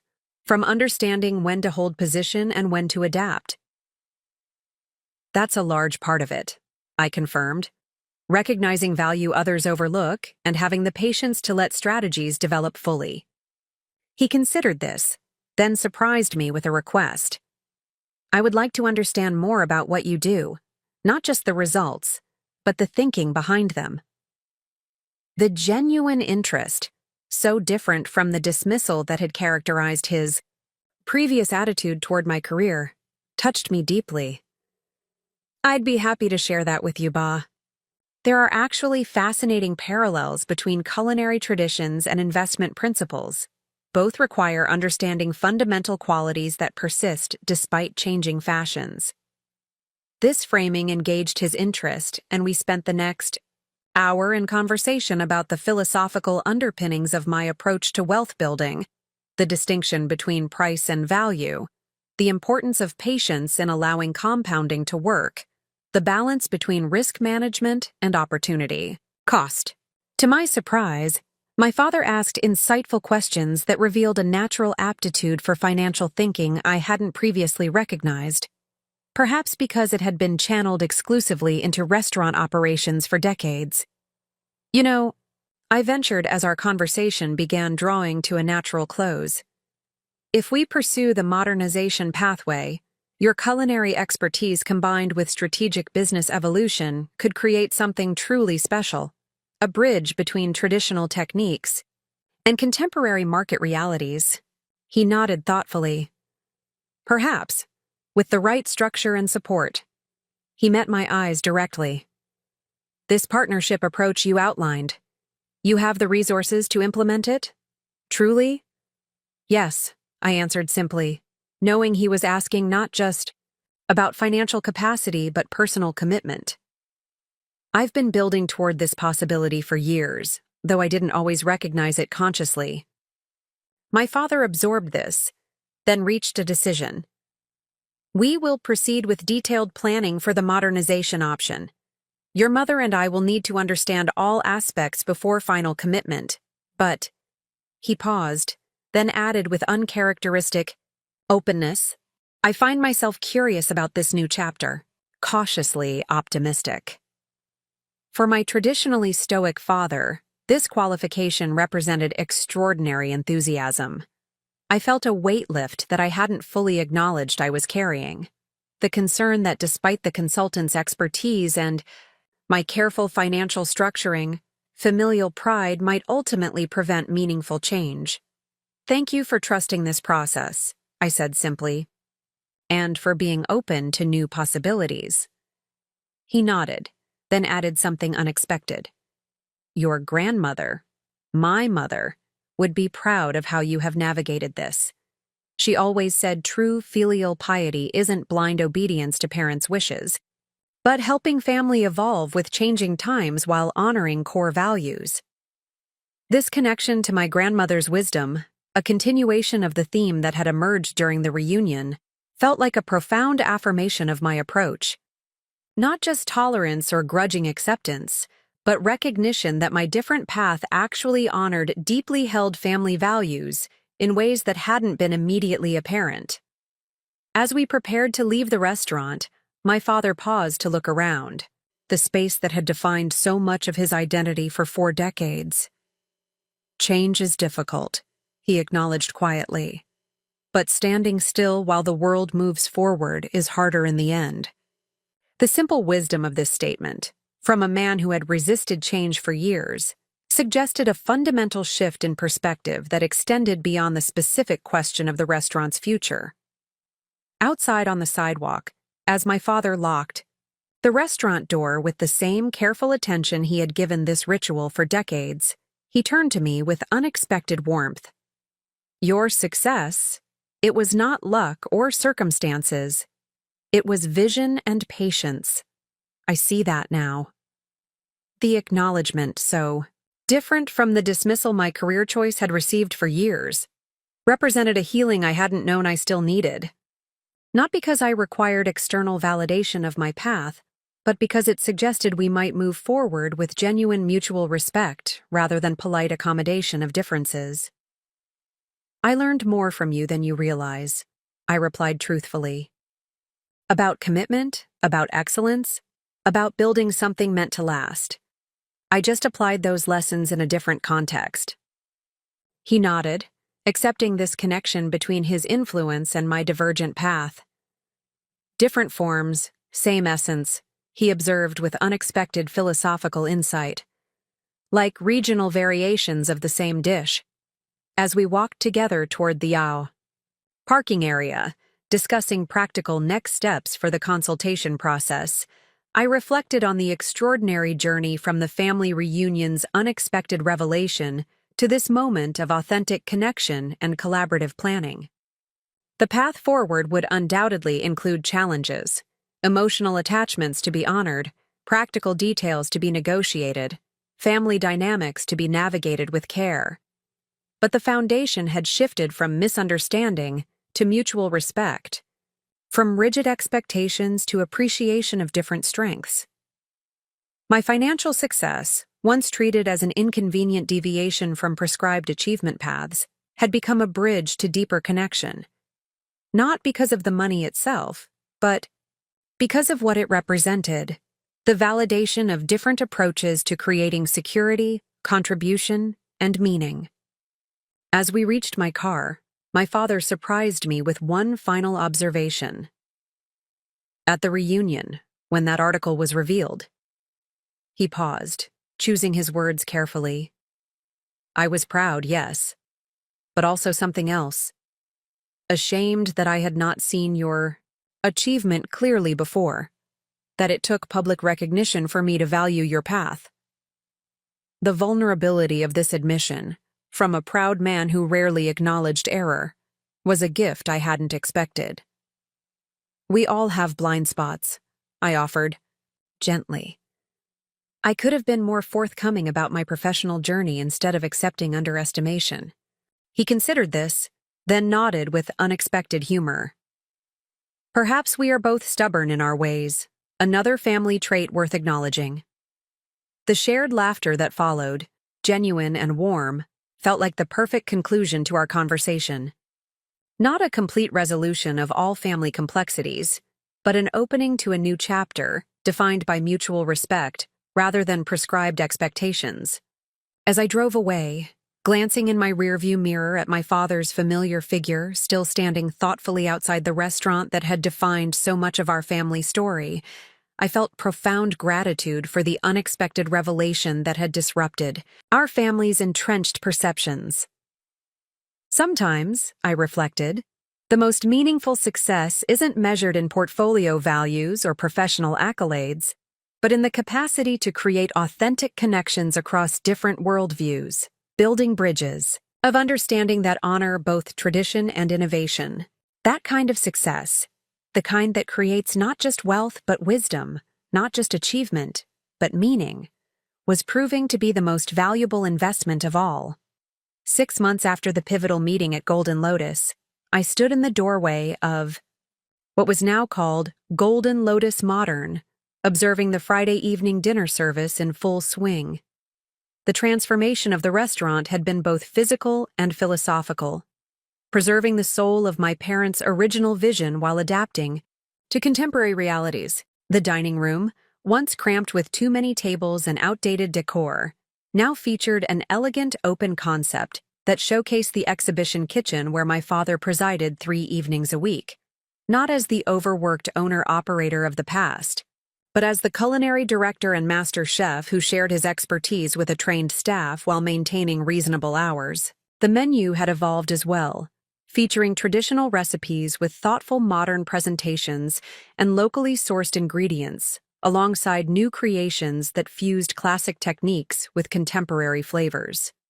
Each dish included a brief story of its origin or cultural significance, the educational element that had become unexpectedly popular with diners seeking authentic experiences rather than merely meals. Ms. Chen? The host approached with professional courtesy. Your guests have arrived. I nodded my thanks and made my way to the private dining room, a new addition that had proven instrumental in attracting corporate events and multi-generational family celebrations. Inside, Alex and the foundation board members were settling in, their expressions reflecting appreciation for the space I had chosen for our quarterly meeting. This is remarkable, commented Janet Wilson, a corporate attorney who had joined our Immigrant Entrepreneurship Foundation board. Hard to believe this is the same restaurant your parents operated for decades. The essence remains, I clarified, but the expression has evolved. That's been the guiding principle of the transition.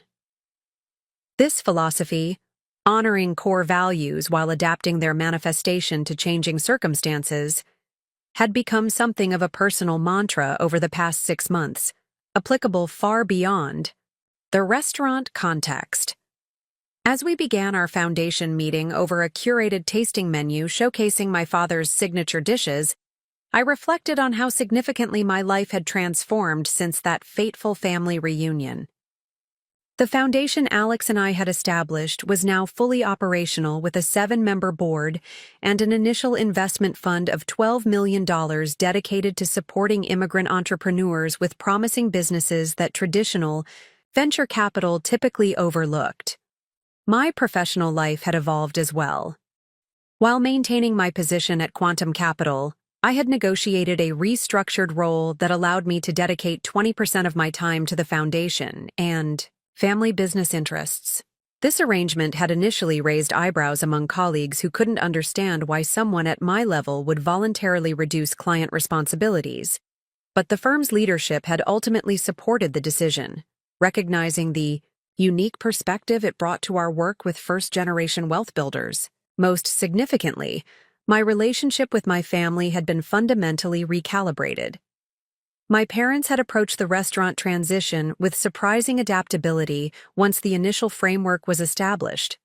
My father, who had once defined himself solely as a traditional restaurateur, had discovered unexpected fulfillment in his evolving role as culinary mentor and tradition bearer. The most remarkable aspect of the transformation wasn't the business success, though the revitalized restaurant had indeed seen a 40% increase in revenue, but rather the shift in family dynamics that had accompanied it. My father now regularly sought my perspective on business decisions, not merely tolerating my input, but actively valuing the financial acumen he had previously dismissed. "Olivia, these projections for the third cohort of entrepreneurs look promising," Alex noted, drawing my attention back to the foundation meeting, particularly the scalability metrics for the home healthcare venture. I nodded, refocusing on the spreadsheets before us. Sylvia's business model addresses a significant gap in culturally competent care for aging immigrant populations. The potential social impact extends far beyond the financial returns, though those are solid as well. The discussion continued as we evaluated funding candidates for our next investment round, applying the unique criteria we had developed that balanced traditional performance metrics with community benefit assessments. This approach, recognizing value where conventional investors saw only risk, had already yielded promising results with our initial cohort of supported businesses. After the meeting concluded and board members departed, Alex lingered to share a coffee and conversation. "Your father's new 5-spice duck dish was extraordinary," he commented. "It's remarkable how he's embraced innovation while maintaining authenticity." "The transition hasn't been without challenges," I acknowledged. "But watching him discover new expressions of his craft has been incredibly rewarding. He's working reasonable hours for the first time in 40 years, and his blood pressure has stabilized." "And your mother? How has she adapted to the changes?" I smiled, thinking of my mother's unexpected evolution. "Surprisingly well. She's taken over the cultural education component of the business, developing the stories behind each dish, creating the connection between food and heritage that diners have responded to so enthusiastically." Alex nodded appreciatively. "Legacy. Preserved but reimagined. Exactly what we're trying to facilitate through the foundation for other immigrant family businesses." As he departed, I remained at the table, reflecting on the interconnected nature of the changes that had unfolded. Since the family reunion, the professional revelation that had initially seemed potentially disruptive had instead catalyzed a cascade of positive transformations, not because of the financial resources themselves, but because of the new conversations and possibilities they had enabled. I was preparing to leave when my phone rang, May calling from the community health center where she had ultimately decided to practice after completing her residency. "Are you still at the restaurant?" she asked when I answered. "I just finished with my last patient and thought I might join you if you're having dinner." "Perfect timing," I replied. "I just wrapped up a foundation meeting.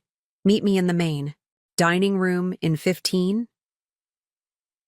When May arrived, I noticed the subtle but significant change in her demeanor compared to her perpetually exhausted state during her hospital residency.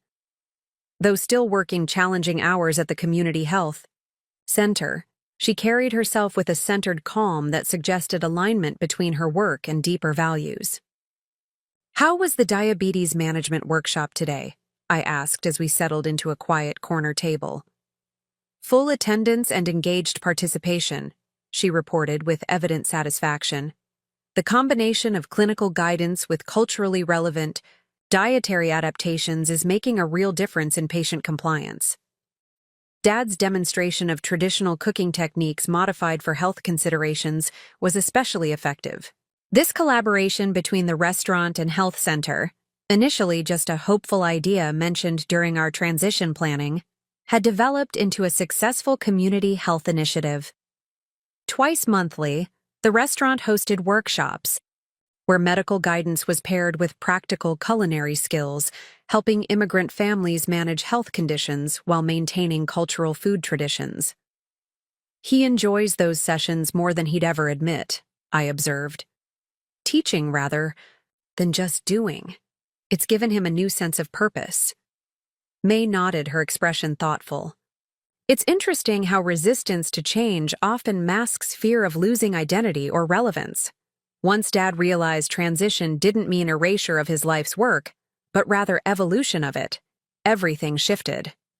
As we enjoyed a meal prepared by the kitchen staff my father had personally trained, our conversation turned to broader family matters. Our cousins Victor and Rebecca would be visiting Boston the following month, partly to discuss expanding the foundation's work to include educational initiatives for first-generation college students. Uncle Thomas had unexpectedly volunteered legal support for one of our foundation's entrepreneurs facing immigration complexities.